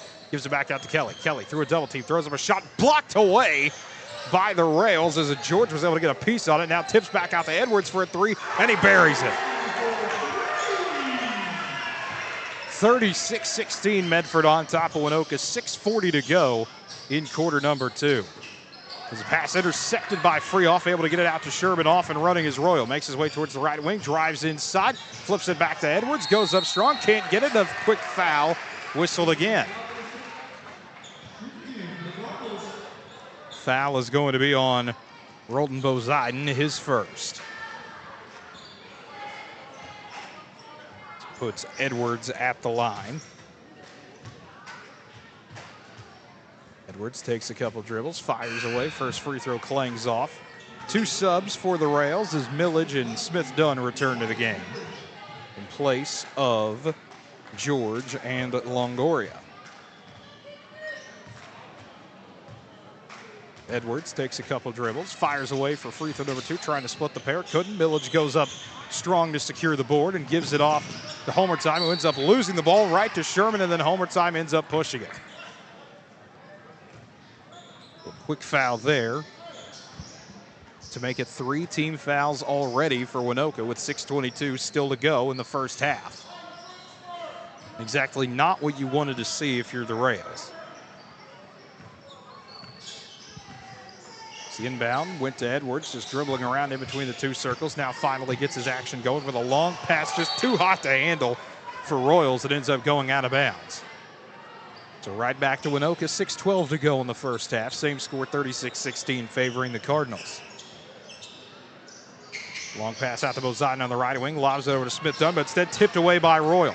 Royal able to save it, nobody around him, ends up laying it up, but a double dribble called first. 6 minutes to play in quarter number 2. 36-16 Medford on top of Waynoka. As Homertime trying to navigate through a double team, has the ball poked away from him, still trying to fight for it. Everyone going after it now as Kelly able to give it over to Royal. Quick out to Edwards, back over to Royal. Thought about a 3, blocked away by Smith-Dunn, but back into the arms of Edwards. As Edwards lobs a pass to Freehoff, drives inside, gives it off to Kelly. Kelly hoists up a shot, can't get to go. Put back by Sherman, who jumps in the air to throw it in. Another thing Medford's been doing really good is offensive rebounders. They've got a lot of second chance opportunities, and they just got more second chance points there. As Homertime tried to fling up a shot, couldn't get it to go. Sherman ends up losing the ball as Homertime does a good job there with the defense as one of the refs says, no, that ball was tipped away. And an entire line shift here, basically a whole hockey style change. 5 different players coming in for the Rails. It'll be Castillo coming in, Ross coming in, George, Longoria, and Myers.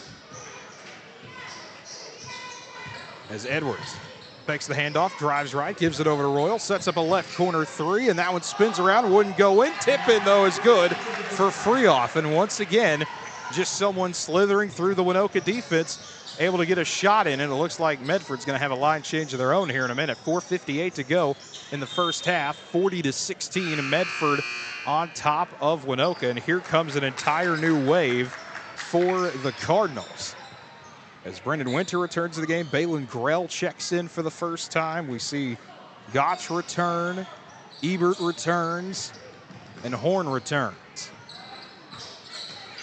Longoria able to give it over to Castillo. Castillo looking for someone to drive inside. Instead gives it back over to Longoria in the left corner. Still looking for someone to dribble out of. Gets a screen from Castillo and is able to reset. 4:35 to go in the second quarter. 40-16 and Medford leading. As Ross thought about a 3 from the right wing. Instead spins it back over to Longoria. Gives it off to Castillo for a left side triple. That one bounces off the back iron and goes into the arms of Winter, who kicks it out to Horn. Horn giving it off to Ebert, who goes up inside, gets fouled and scores. Ebert able to get on the board, and it's the 4th team foul, or might end up being the 5th team foul here on Waynoka. Even more subs for the Rails. So the foul ends up being on Castillo. That's his second. It is the team's fourth.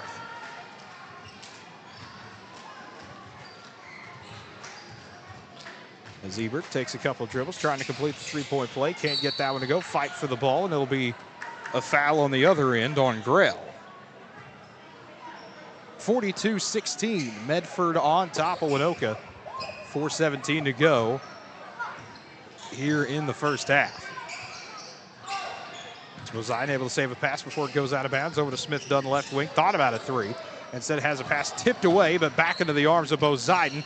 Was to navigate now out of a double team. Able to send it over to Truesdale. Tees up a right side triple, and that one will sail a bit off, but is saved, however, right back to Ebert, who gets hit by Smith Dunn.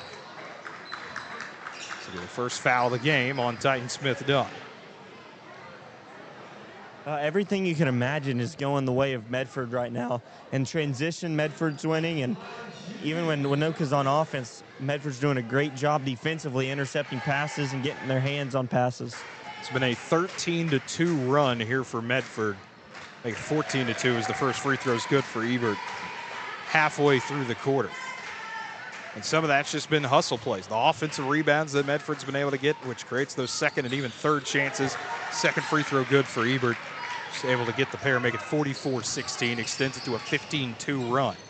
Time drives inside with the floater, needing an answer and able to get one. First bucket of the night for Homer Zine. Waynoka trying to continue with the pressure here as Horn able to spin it back around over to Gotch, gets it back to Ebert inside the arc on the right side, dribbled out towards the block, but instead able to rumble it back into Grell as it's battled around, fight for the ball, pinballing, everyone trying to get on top of it. Winter able to fall down and almost inadvertently set a screen by falling down, but gets it over to Horn. We'll check it back to Ebert, right wing, quickly getting it inside to Winter, the big man, spinning it back around to Horn. Thought about a three, instead drives inside, can't get his shot to fall. Put back goes, however, for Balin Grell, his first bucket of the night. 44-18, Medford leading Waynoka. 3:06 to play in the first half. Homer time back over to Smith Dunn. Was being guarded by Ebert. Ebert stepping up on him. Smith Dunn able to get it back out over to Homer Zine, left side three. That one clangs off. Grell able to secure the ball and get it out to Gotch. As Gotch spins it over to Ebert, right wing, sends it back, playing around the horn, over to Horn. We'll give it off to Winter, driving inside, trying to draw the foul as Gotch, but instead goes up strong, had his shot blocked away, but Grell able to chase it back down and give it over to Horn on the left wing. Medford looking to reset with a quick pass out over to Ebert. Now getting it down low to Grell. Tries the long jumper. That one's just a bit too strong as Mills was able to get the ball, then lost it. Fight continues. Who's going to get the ball? Ebert thought about a three. Instead gets it down to Winter. Winter puts up a tough shot. Spins around. Grell gets it back. Goes up strong. That one won't go. Truesdale able to finally tip it over to Homer Zine. Once again, kind of showing what Medford's able to do, just continue to extend possessions. Bozine wants a three to answer. Right wing, can't get that one to fall. Truesdale kicks it out. Smith Dunn thought about a three and back around to Homer time, top of the perimeter. Bozine once again looking to drive inside towards the free throw line. Spins around, jumper just a bit off and to the right. Trying to save it are the Rails as Homer time throws it right to Grell's feet, able to tip it back around to Horn. Horn head full of steam, dumps it off to Winter, and he's able to lay it up and in. Medford now up 48-18 with 1:35 to go in the first half. Smith Dunn thought about a three, drives baseline, now looks to kick it back over to Truesdale. He'll attack from the left elbow, can't get his shot to go. Bozine cleans up the miss. And now Bozine's down. Bozine in pain with 1:24 to go here in the first half, 48-20. Waynoka trailing to Medford. We'll take a quick break and be right back here on KALV. This portion of tonight's game is brought to you by the Long Gas Company of Alva. When it's propane you need, Long's delivers to you, or you can pick it up on East Flynn in Alva. Call them at 580-327-1436.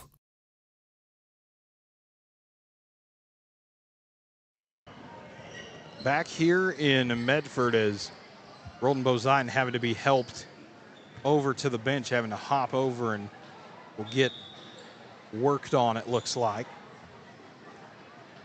1:24 to play in the first half.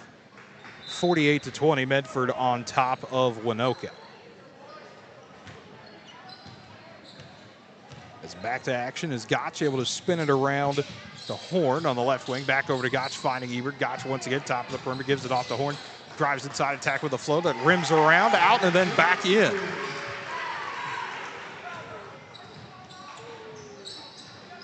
(50-20).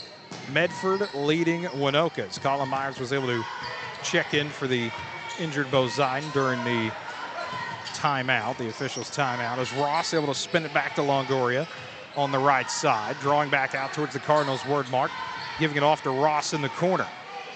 They'll lob it back out to Longoria, attacks with a floater, mid-range, able to bank it in. 50-22. Waynoka trying to chip away, 30 seconds to go in quarter number 2. As Ebert from the right wing being guarded tightly by Ross, giving it inside to Winter, turns, spins, and lays it in. 8 points now for Brendan Winter, 17 seconds to go in the first half. Ross wants to answer with a 3, and that one will fall into the arms of Gotch. 10 seconds to go in the first half, 52-22, Medford on top of Waynoka. Ebert drives baseline, goes underneath, gets bumped by Ross. So that'll be a foul on Ross, his first. Actually, no, they're going to call it the other way. They're going to call travel.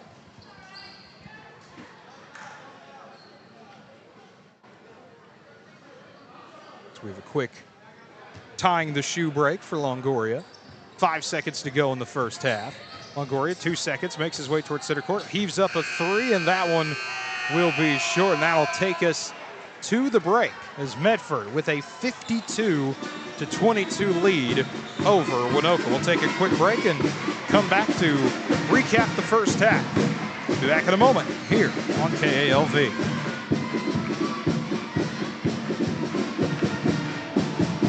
Alva State Bank and Trust Company, older than Oklahoma, big enough to serve you and small enough to know you. We love to give back to our customers. Did you know Alva State Bank offers a great rewards checking account program? That's right. You can earn cash back or high interest with our Kasasa accounts. We will even refund you up to $25 in ATM fees. How do I qualify? It's simple. Just swipe your debit card 12 times, sign up for online statements, and have one ACH credit or debit post to your account. Can I do it online? Yes. Just visit our website at www.alvastatebank.com to see if our Kasasa Rewards program is right for you. We make banking easy. Whether you're at home, the office, or in your car, our online or mobile banking options help you juggle busy schedules and financial needs. We plant roots where others have branches. Equal housing lender, member FDIC.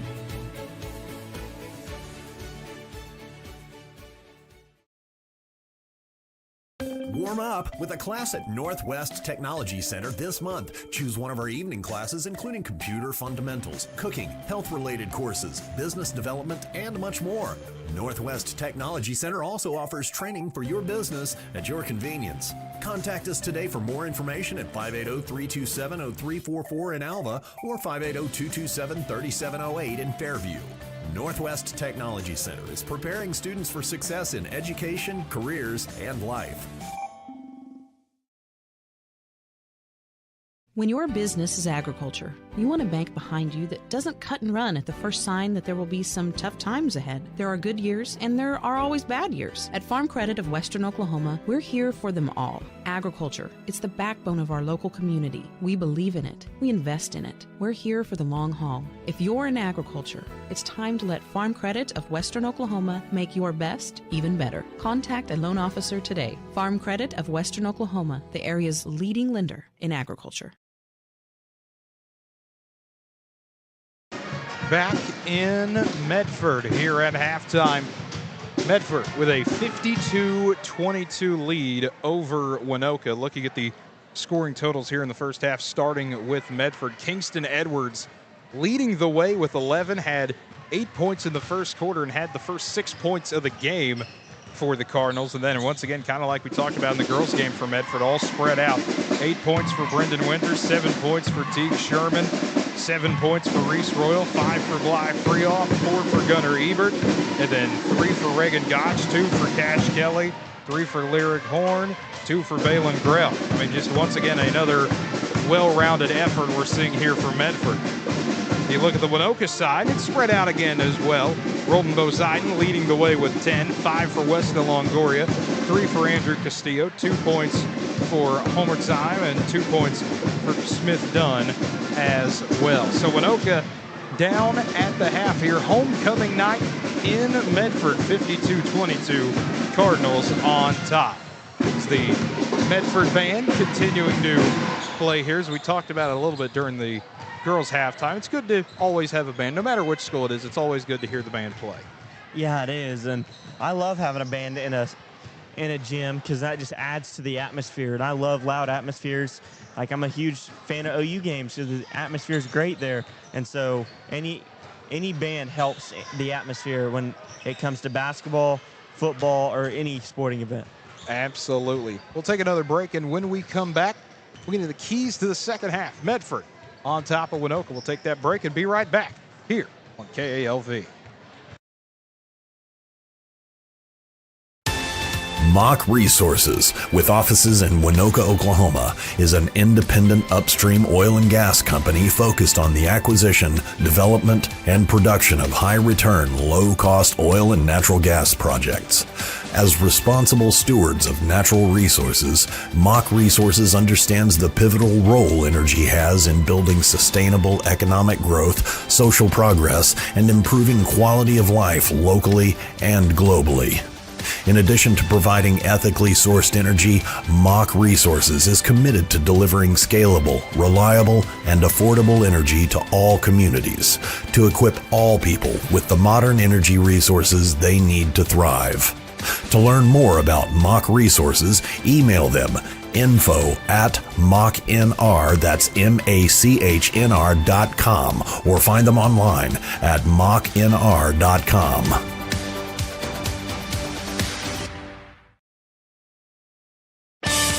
From the beginning of time, Larry and Linda Zook have supported the people and events in our part of the country.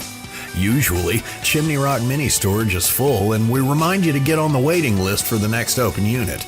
Well, for the first time in a long time, Linda and Larry have a couple of open units at Chimney Rock Mini Storage in Waynoka. Call quickly, 580-824-1042.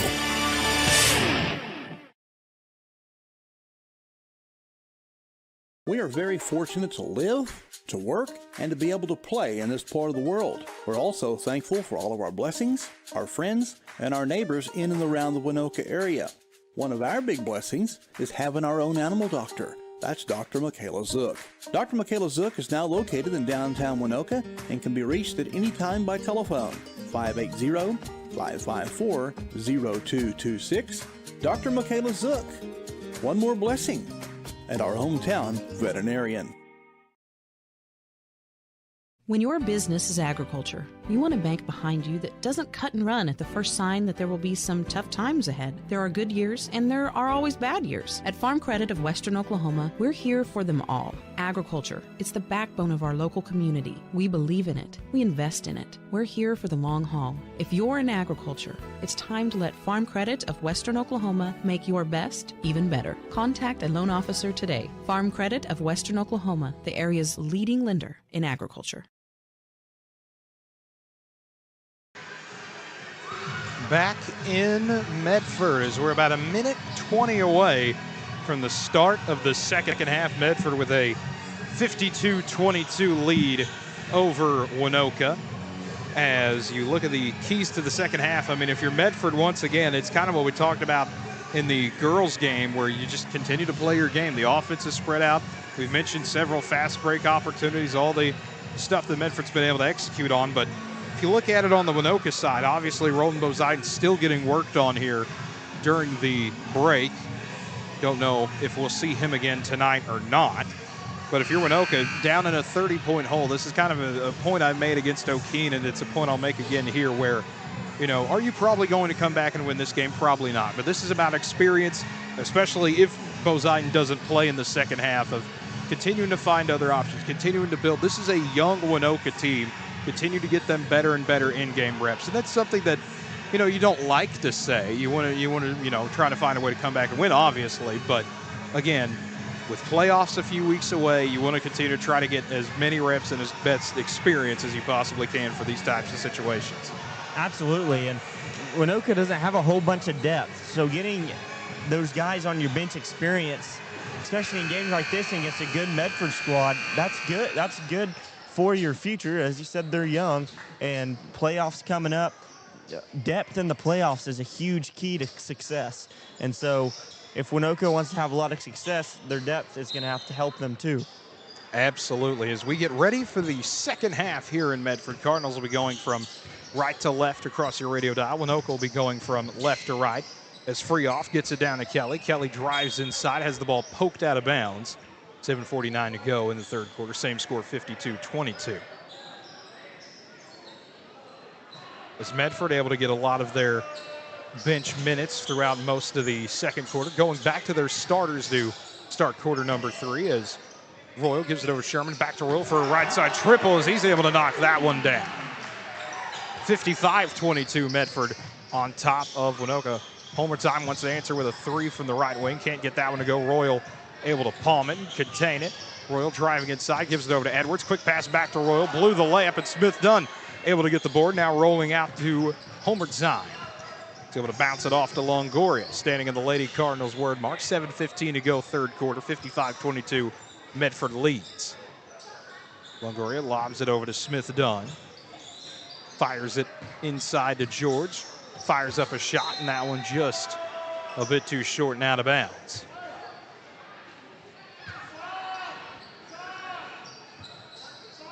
The Cardinals taking a moment as Edwards able to get the inbound. Coach Gallagher still up and walking around, commanding where the players need to go. As Edwards gives it over to Freehoff. He hoists a 3 from the left side, not able to get that one to go. Truesdale able to get his hands on it, over to Homer Time. Driving in a 1-on-4, attacks with a floater. That one will die off the back iron and in for Homer Time. 55-24 Medford leading Waynoka. 6:30 to go in quarter number 3. Freehoff makes his way towards the top of the perimeter, hands it off to Royal, tries a 3. That one will rattle around, will not go down. Kelly and Homer Time fight for the ball. Homer Time wins that battle. Once again, trying to drive through wave after wave of Cardinals, and it goes off of Sherman and out of bounds. You can already see in the second half, Waynoka's trying to get in a transition more than they were in the first half, and it's worked for them because they've already got a bucket here early in the third quarter. It's Longoria on the right baseline, kicks it out to Homer Time, right side 3, and he's able to knock it down. Homer Time with 2 points in the first half, already 5 in this quarter. 55-27, Medford still leads, 6 minutes to play in quarter number 3. Freehoff kicks it over to Edwards, right corner, lobs it back, Royal, left side 3, and Royal able to answer. Another 3 for Royal. 58-27, Medford goes back on top by 31. 5:40 to play in the third quarter. Smith Dunn out on the extended left side, looks for a screen. Tries to drive around it, looks for someone to hand it off now, able to finally get it over to George. Bounces in front of George, picks it back up, tries to fling it over, and it goes out of bounds. Tried to fling it to Longoria.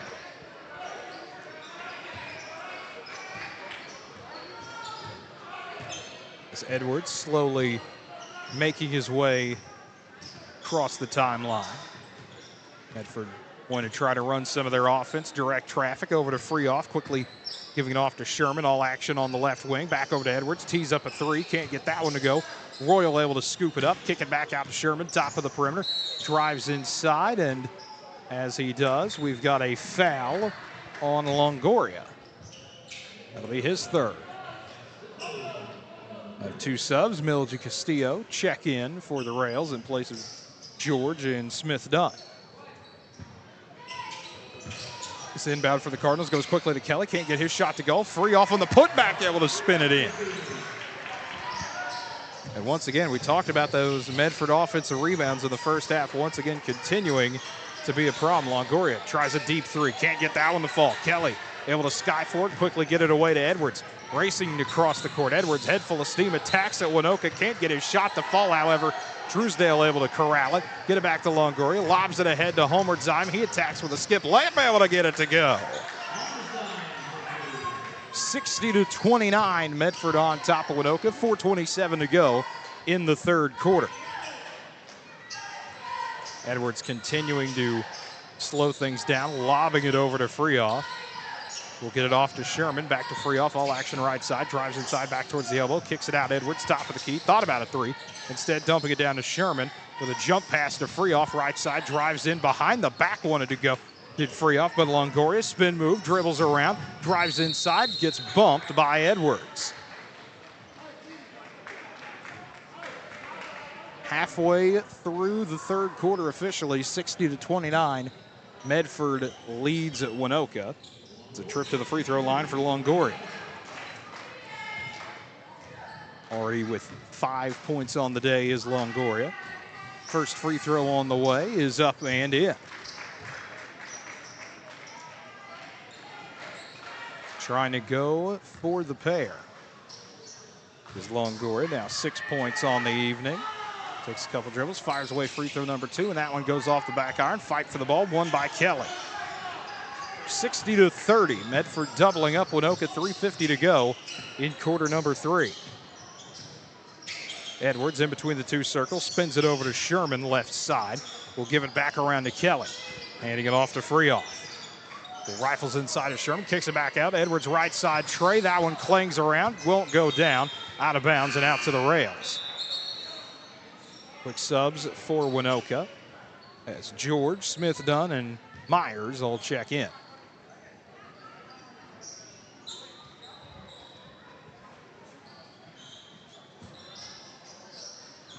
As everyone making sure they're set, Myers able to inbound it into Longoria, who will jaunt across the timeline.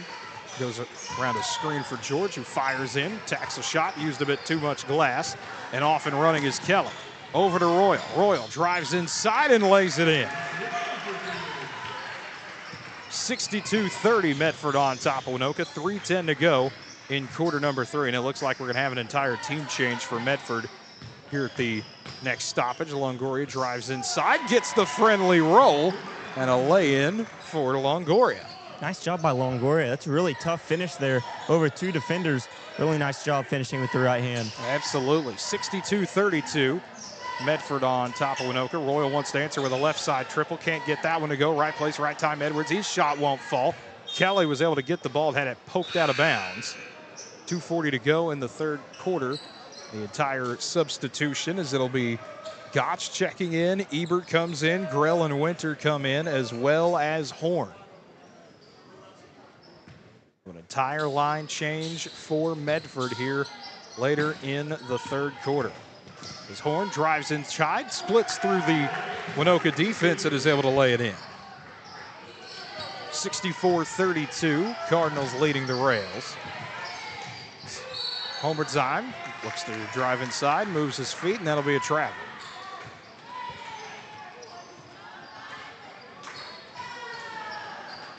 So it'll be Gotch inbounding to Ebert, right back to Gotch.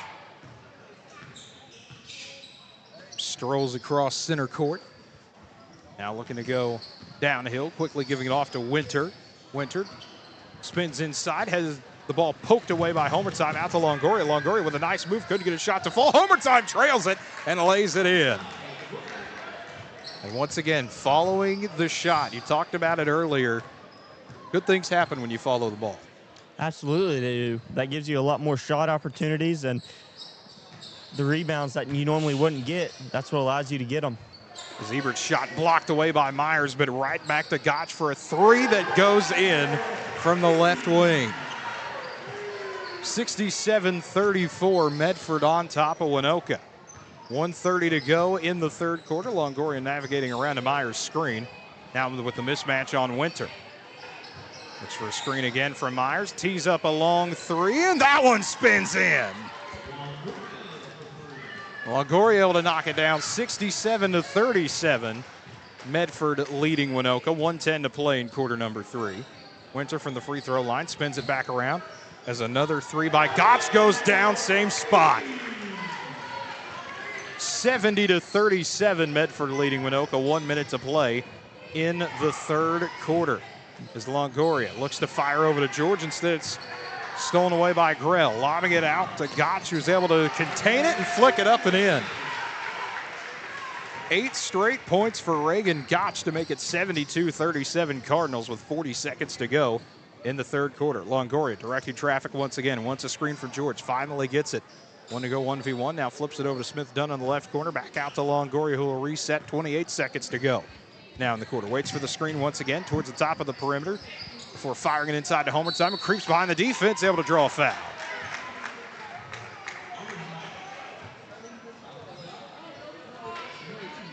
Really good possession there, really good ball movement, really good floor spacing. Nice backdoor cut led to these 2 foul shots. First free throw on the way for Homertsheim is up and in.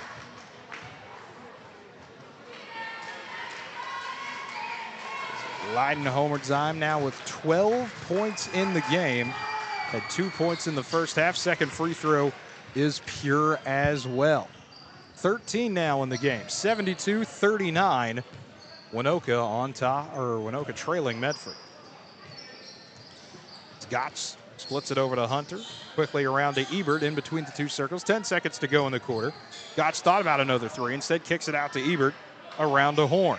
Horn gives it down low to Winter. 3 seconds. Stolen away by Homertsheim, who will heave up a shot to end the quarter, and that one will bounce off the top of the backboard, and that will take us to the end of the third quarter, where Medford has a 72-39 lead over Waynoka. We'll take a quick break and be right back with more Waynoka basketball here on KALV. Clean Harbors, hazardous waste disposal and recycling services provide the widest range of recycling, treatment, and disposal options for all your hazardous waste streams. Unmatched in North America, our infrastructure of hazardous waste management facilities services all of the U.S. and Canada, northern Mexico, and Puerto Rico. We handle both drum and bulk hazardous waste in liquid, solid, semi-solid, sludge, and gas forms. One call handles all your hazardous waste disposal needs. Located in Waynoka, where we proudly support our railroaders. America's Oasis, a whole new world of off-road delight. America's Oasis, joining the north edge of the Little Sahara State Park just south of Waynoka, is open for business, and they invite you and your family to come stay and play. To explore all the possibilities, go to their website, americasoasis.com, and see the many ways you can come to Northwest Oklahoma and play in the sand. America's Oasis, an amazing concept. You have to experience it to believe it. Come visit America's Oasis, just south of Waynoka, the little city by the sand.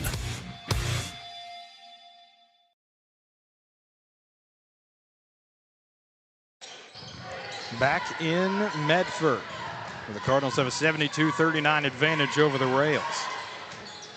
It's Castillo able to hand it off to Longoria. Rails with the ball first here in quarter number 4. Longoria on the left wing. Looks to drive inside, now gets caught in the short corner, kicks it back around to Castillo. Looking to drive inside, lost the ball, but a foul first.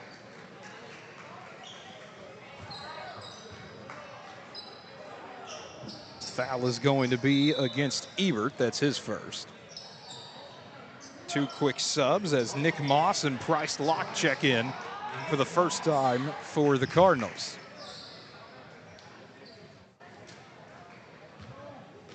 So Medford getting to use a little bit more depth today as Longoria is still trying to give it off to Soman. Castillo hoists up a left side 3 that bounces off the top of the backboard. 7:27 to go in the ball game. Still 72-39 Medford. So the inbound goes to Horn. Strut across the timeline, looking for somewhere to direct traffic. Rifling it over to Ebert. Back around to Moss. Give it back to Ebert. Thought about a 3, then lost the ball. Flips it back out to Horn. He wants to try top of the key tray. That one won't go. With Truesdale able to hold on to the ball. Fight for it ensues.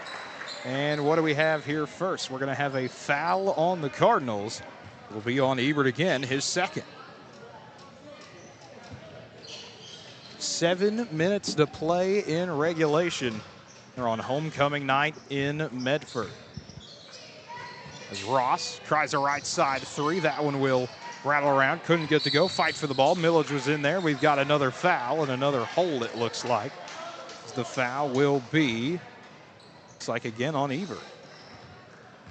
And if so, he is, actually no, it is on Moss. Makes more sense.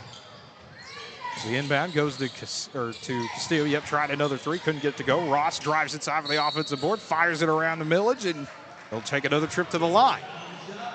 Waynoka doing a good job now of drawing fouls on the Cardinals. That's 4 already, 1 minute and 15 seconds into the quarter. Yeah, and that's the opposite of how the first quarter was, as they only had 1, I think, throughout that entire quarter. As now in the fourth, 4 fouls in the first minute, 15 seconds. First free throw by Millage off. It's the first foul on Price Locke. Second free throw rims out as well. Ebert able to sky for the ball. As Ebert able to give it off to Horn.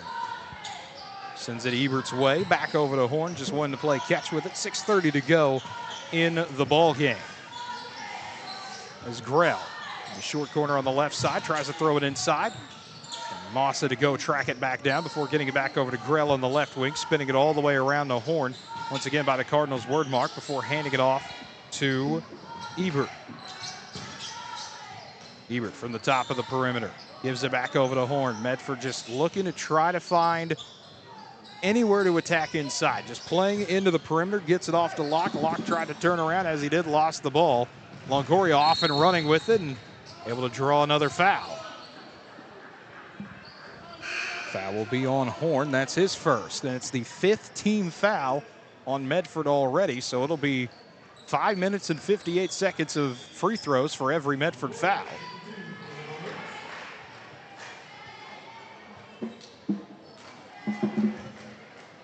So put Longoria at the line. First free throw on the way, and it's up and in.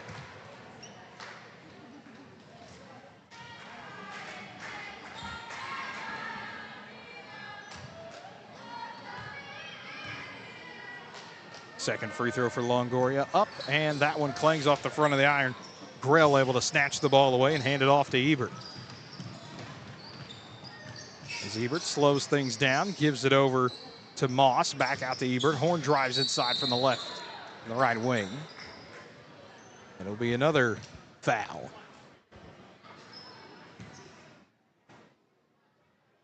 So the foul is on Smith Dunn. That'll be his second.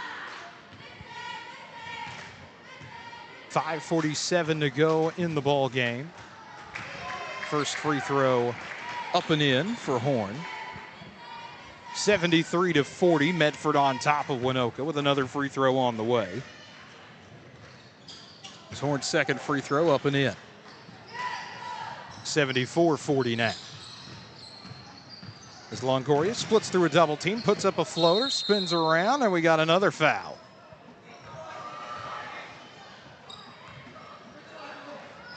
That one will be on Moss.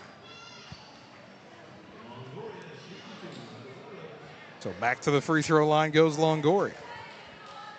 There's been a lot of fouls here in the first 2 minutes and 2 minutes and 21 seconds of this fourth quarter, as that's already 7 fouls for both teams combined. That is, and a lot of them come from the same guy. I only say that because I know that guy and I worked with that guy. Otherwise, I wouldn't be as harsh on him, but decent amount of them have been coming from someone I used to work with, Mr. Brock Campbell, I believe that is. If it's not, I feel bad that I'm calling that guy out. His free throw is good for Longoria. 74-41. Waynoka trailing to Medford as Grawl tries a mid-ranger from the left side. Can't get to go. Put back, however, falls in for Moss. 76-41. Medford leading Waynoka. 5:18 to go in the ball game. As Homer Zime wants to try a deep three, and he's able to get it in. A 16-point game now for Homer Zime. 76-44, Medford leads. As Ebert gives it over to Moss, tries a three from the left wing, couldn't get it to go, out of bounds, and over to Waynoka. 3 quick substitutions as Ross, Truesdale, and Millage enter the game for the Rails.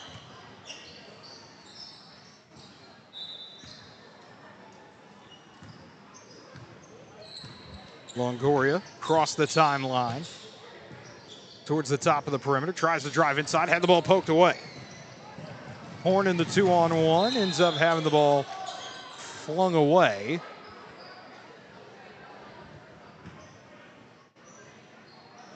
and just out of bounds. 4:42 to go in the ball game. As Ebert able to get it back out to Horn, tries a right side triple, and that one spins around, won't go down. Fight underneath. It's going to result in another foul.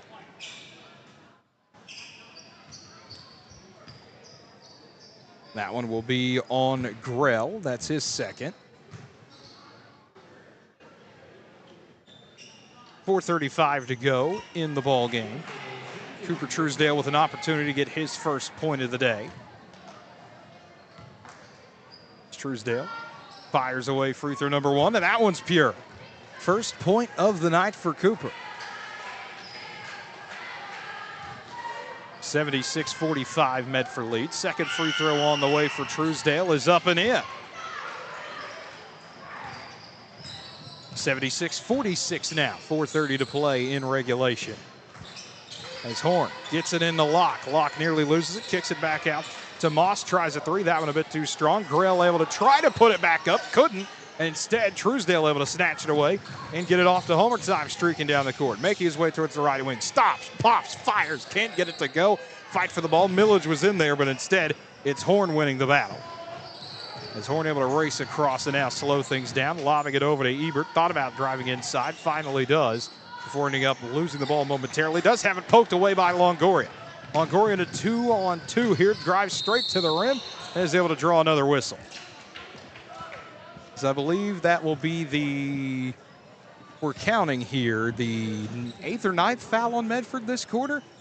Yeah, I think it's somewhere around there. It's pretty far up there. The scorekeepers can stop at 5 on the board, but it has gone way beyond that because that's the 3rd foul alone on Ebert this quarter. First free throw for Longoria, spins around and in.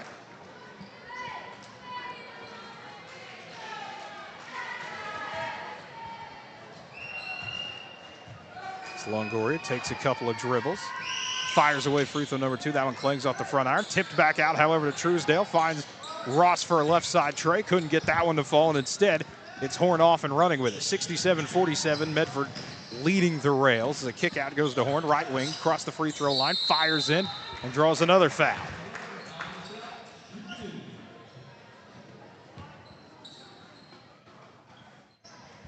It's the second team foul on the rails this quarter. It's the 3rd foul overall on Millage. They'll put Horn at the line. As Horn takes a couple of dribbles, fires up first free throw, and that one spins in and out. There's 4 subs in for the rails. Castillo checks back in, as well as George, Smith, Dunn, and Myers. 3:39 to play in the ball game. You're on homecoming night in Medford.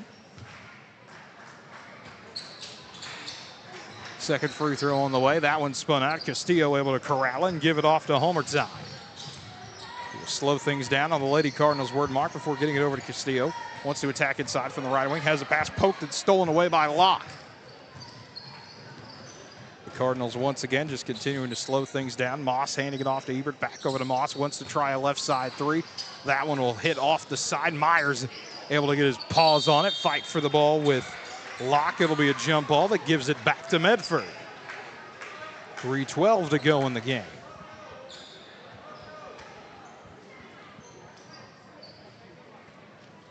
Ebert on the inbound for the left baseline, gets it to Grell. Grell drives inside with a long 2 that spins around, and spins on in for Balin Grell. 78-47. Medford on top by 31. 3 minutes even to play in the ballgame. Homer Time attacks with a floater, banks it in. Does Homer Time. Now an 18-point game for Homer Time. 78-49, Medford leads. 2:45 to go in the ballgame. 2 more subs as Hunter Freeman and Mickey Rea check into the game. Much to the delight of the crowd. As the inbound goes to Freeman. Freeman drives inside. They kick it back out to Moss for another 3, and that one will spin around, not able to get it to go. Grell with the putback, rolls in again. Right place, right time once again for Grell. 80-49. Medford leading Waynoka. Homer Time up to the top of the perimeter. Hoists a 3. Not able to get that one to go. Grell thought about tracking it down. Instead, it goes out of bounds. 2:24 to play in the ball game. So it looks like it will be Rhea on the inbound, getting it into Freeman. As Freeman lobs it over to Moss, back out to Freeman. Freeman going over to the right wing, finding Rhea, tries a three, got it in! The bench loves it, the crowd loves it, and the students love it to make it 83-49 for Medford as Homer Time able to answer once again. A 20-point night now for Leiden Homer Time. As Girl tries another long two, that one a bit short. Homer Time able to collect the board, and he goes thundering down the court trying to 1v4 Medford. Homer Time drives it in and draws a foul. 1:45 to go in the ball game and an 83-51 lead for Medford. It's the third foul on Nick Moss. Homer Time at the line. First free throw, pure.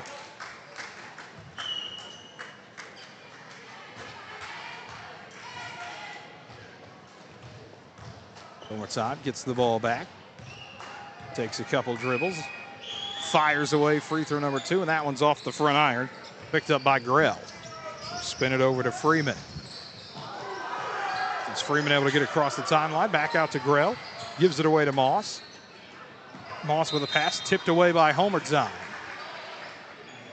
As Ross will sub back into the game in place of Homer Time, who, if that's the last we see of him, finishes with a 21-point night. So the inbound goes to Freeman, gives it back out to Rhea, tries another three, and that one will clang around. Myers tips it out of bounds. 1:21 to go in the ball game. 83-52. Waynoka trailing to Medford. As the inbound goes to Grell. Grell fires again right at the rim, not able to get his shot to fall. Cardinals still fighting around for it. Turns into a jump ball situation. It's 3 or 4 different players fighting for the ball. 1:14 to play in the ball game. As the inbound goes to Ross. Make his way up towards the top of the perimeter. Goes around the screen. Finds Castillo. Hoists up a three.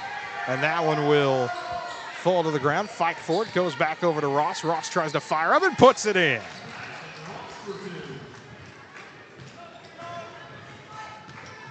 As Ross able to get it over. Firing it around.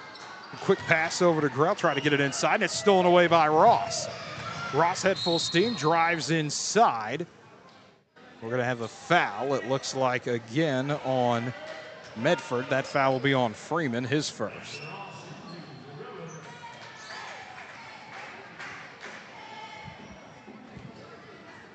.41 seconds to go in the ball game. Ross at the line, first free throw, up and in.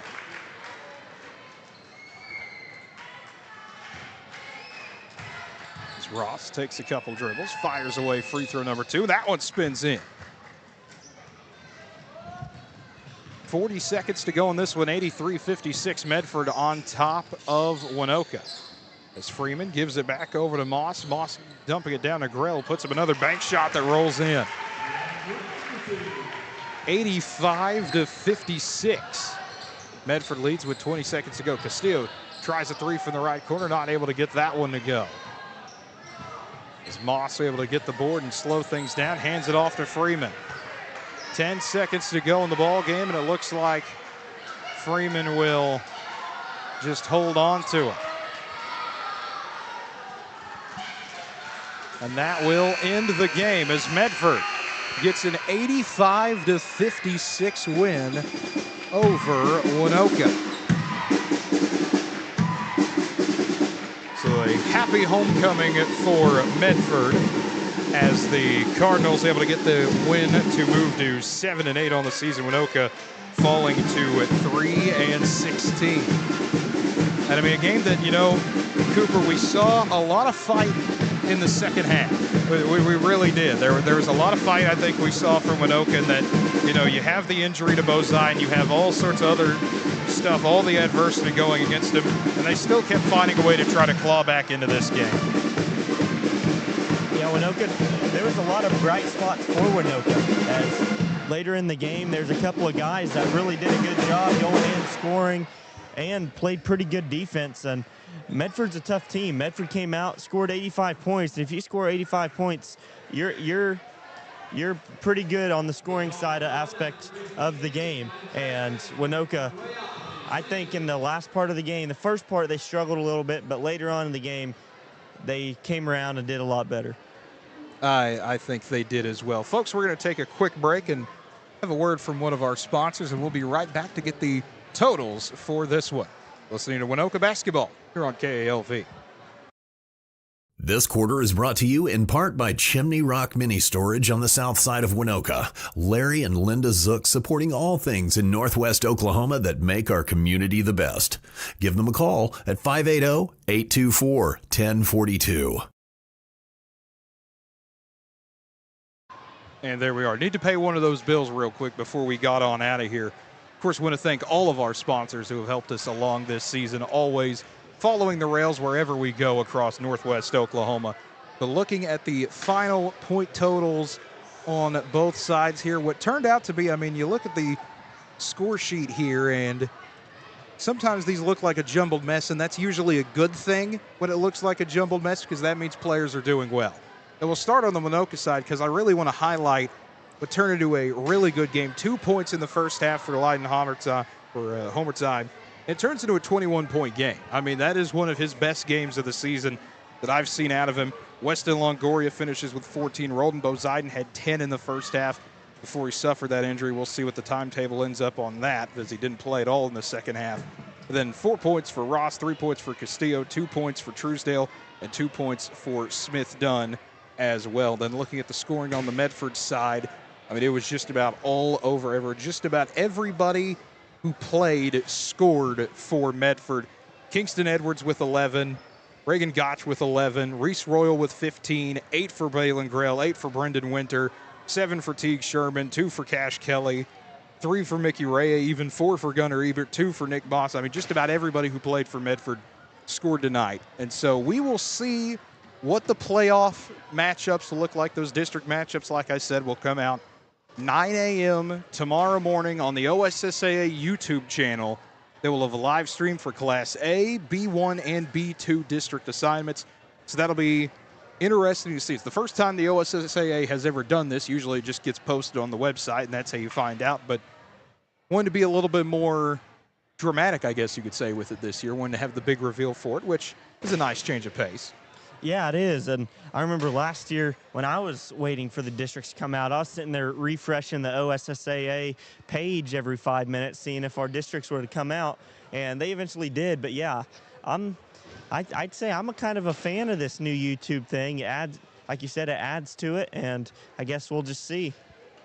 We will have to see where the rails end up getting sent, and more importantly, who they're going to play. But Waynoka Lady Rails falling tonight 65-21, and then the boys falling as well 85-56. So for Cooper Johnson, Cooper, once again, thank you for joining the broadcast. Hopefully we don't have to wait from December of 2025 into January of 2026 to bring you in again. It feels like I almost could have told you see you next year at the end of the broadcast, and it would have technically made sense, which is not a good thing. Always glad to have you aboard. But folks, we will be back once again next week for more Waynoka basketball. Chamber chats, Rosenman, all the fun stuff here on KLV. So, folks, until next time, have a good one, everybody.